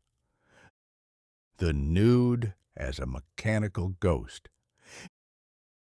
If you squint at the painting long enough, and I recommend doing this after at least 2 glasses of 1912-era absinthe, you can see what Duchamp was doing. He was painting the ghost of the machine. The nude isn't a person, it's a sequence. It's the trail left behind by a body in space. In a year where we were obsessed with speed, the speed of the Titanic, the speed of Harriet Quimby's plane, the speed of the electric self-starter, Duchamp was the only one trying to paint the speed itself. He was suggesting that in the modern world, we aren't solid objects anymore.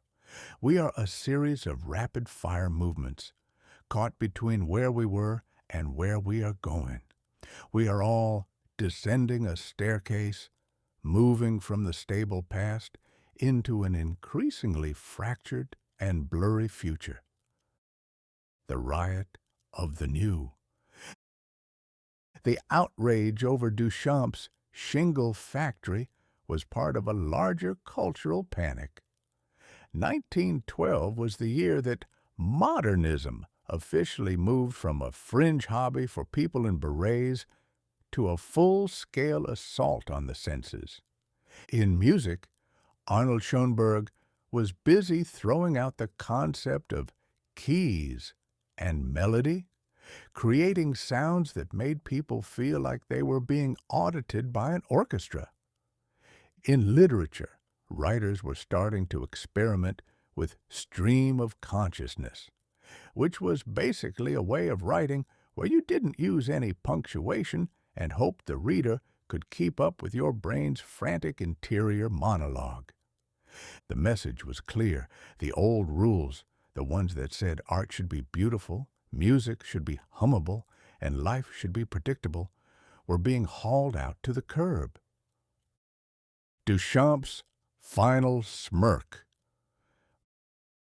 Marcel Duchamp would eventually give up painting altogether, famously deciding that playing chess was a more honorable use of his time.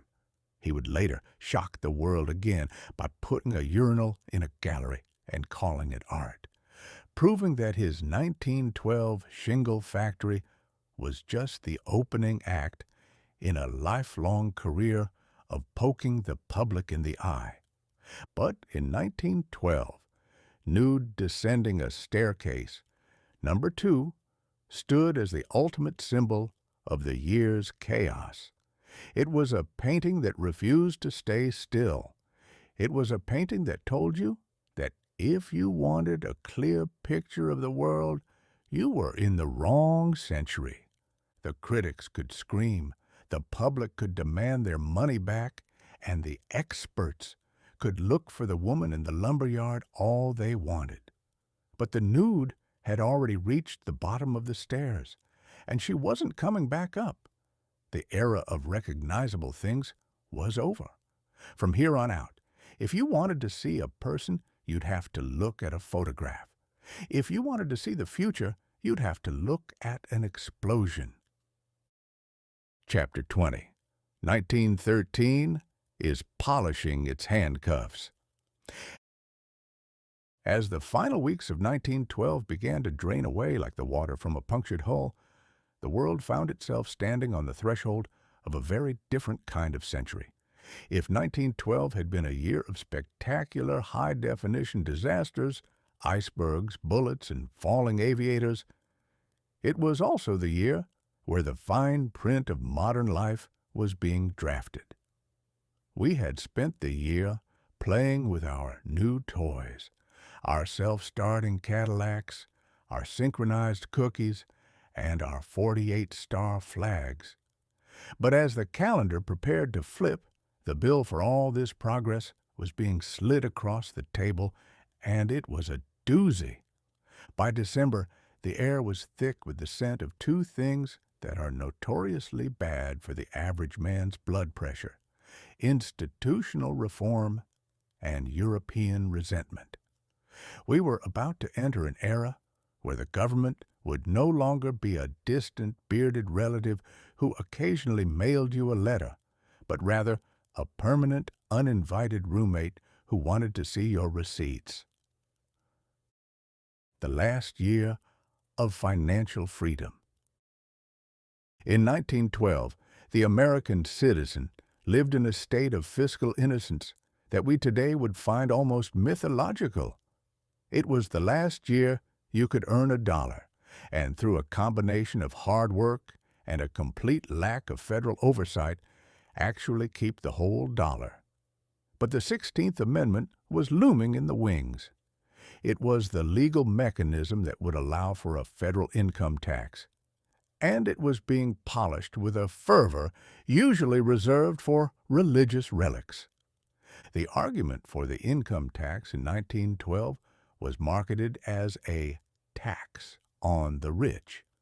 The politicians promised that it would only affect the top 1%, the men in the top hats who owned the railroads and the money trust.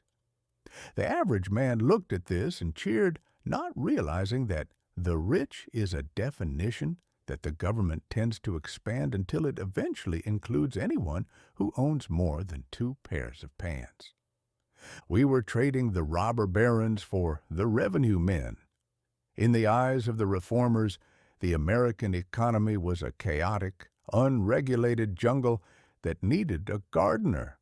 Unfortunately, that gardener was arriving with a very large pair of shears and a profound interest in the contents of your pockets. 1912 was the final sunset of the tax-free life, a time when internal revenue sounded like a medical condition rather than a national hobby. The money changers and the Federal Reserve. While the taxman was sharpening his pencil, the bankers were busy redesigning the very concept of money. For years, the United States had suffered from a series of panics, financial hiccups, where everyone would suddenly decide that the bank was a terrible place to keep money and would try to withdraw their savings at the exact same time. The solution, proposed in the dying days of 1912, was the Federal Reserve Act. The debate was a classic three-ring circus. On one side, you had the populists, who believed that a central bank was a conspiracy by Wall Street to enslave the farmer. On the other, you had the bankers, who believed that the economy should be managed by men who understood things like compound interest and exclusive dinner clubs. Woodrow Wilson, our schoolmaster-elect, refer to Chapter 7, was the man caught in the middle. He wanted a system that was scientific. In 1912, scientific was the magic word people used when they wanted to do something complicated and didn't want you to ask questions. The result was the creation of a central bank that would have the power to print money and manage the nation's credit. It was a masterpiece of bureaucratic engineering, a system that was supposedly independent of politics, which is like saying a shark is independent of the ocean. We were moving away from the gold standard of the 19th century, where a dollar was a piece of paper that represented a physical chunk of metal, and toward a world of fiat, where a dollar is a piece of paper that represents the government's promise that everything is going to be just fine. It was the birth of the modern economy, a system so complex that even the people who run it aren't entirely sure how it works, but they are very certain that you should keep paying your taxes. The Balkan Appetizer, a warning from the East. While America was worrying about its wallet, Europe was worrying about its throat. In October 1912, the First Balkan War erupted. To the average American, the Balkans was a place that existed primarily to provide names for difficult geography quizzes. It was a region of ancient grudges, complicated borders, and more ethnicities than a 1912 New York tenement building. But the Balkan War was a spoiler alert for the 20th century. It was the first time the world saw what happened when modern industrial weapons, machine guns, airplanes, and heavy artillery were turned on human beings who were still operating under 19th century tactics. It was a preview of the Great War that was only 18 months away. The great powers, Britain, Germany, France, and Russia, watched the Balkan conflict with the interest of vultures watching a sick gazelle. They were using the region as a testing ground for their own alliances. Everyone was polishing their handcuffs, getting ready to drag their neighbors into a conflict that no one actually wanted, but everyone felt compelled to participate in for the sake of national honor. 1912 was the year the balance of power became a suicide pact. The final verdict, the year of the broken compass.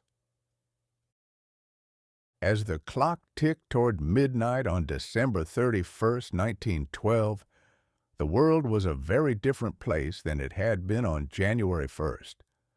We had learned that nature doesn't care about our blueprints. We had learned that politics is a game where the loudest person wins, even if they have a hole in their chest. We had learned that art doesn't have to look like a tree, And science can be a hoax played with a stained jawbone. We had learned that women can fly planes, lead scouts, and sell enough cookies to fund a small revolution. 1912 was the year the old world died, but it didn't die quietly. It went down screaming, with its band playing ragtime and its lights blazing. It was a year of staggering arrogance and heartbreaking courage. We had built a city on the water and watched it disappear. We had chased the South Pole and found a Norwegian flag. We had tried to finish the map, only to find that the ground itself was moving beneath our feet. The 20th century was no longer a novelty. It was now a reality. We were strapped into a roller coaster that we had built ourselves, and we had just realized that we hadn't included any brakes. 1913 was waiting in the wings, carrying the income tax, the Federal Reserve, and the final frantic preparations for a war that would change everything. A Mark Twain farewell. So, what is the final verdict on 1912? It was a year that proved that humanity is at its best when it's trying to do the impossible, and at its worst when it's convinced it has already succeeded. We are a species that will build an unsinkable ship, fail to bring enough lifeboats, and then spend the next 100 years arguing about who forgot the key to the binocular locker. We are a species that will get shot in the chest and decide that the most important thing to do is to finish a 90-minute speech about trust busting. We are a species that will find a way to make a cookie that requires a manual to eat and a car that requires a button to start. In 1912, we were brilliant, we were brave, and we were spectacularly stupid. We were the iron iceberg and the bull moose. We were the pilots in purple satin and the explorers with 35 pounds of rocks in our sleds. As you fall asleep to the echoes of 1912, remember that history is not a series of dates on a page. It is a series of choices made by people who were just as confused, just as hopeful, and just as remarkably stubborn as we are today. 1913 is coming, and it's bringing the tacksman and the trenches. But for tonight, the lights of the Titanic are still on. The bull moose is still charging, and the world is still, for one final moment, unsinkable. Good night, history. Try not to let the icebergs bite. The end. This has been Mark Twain.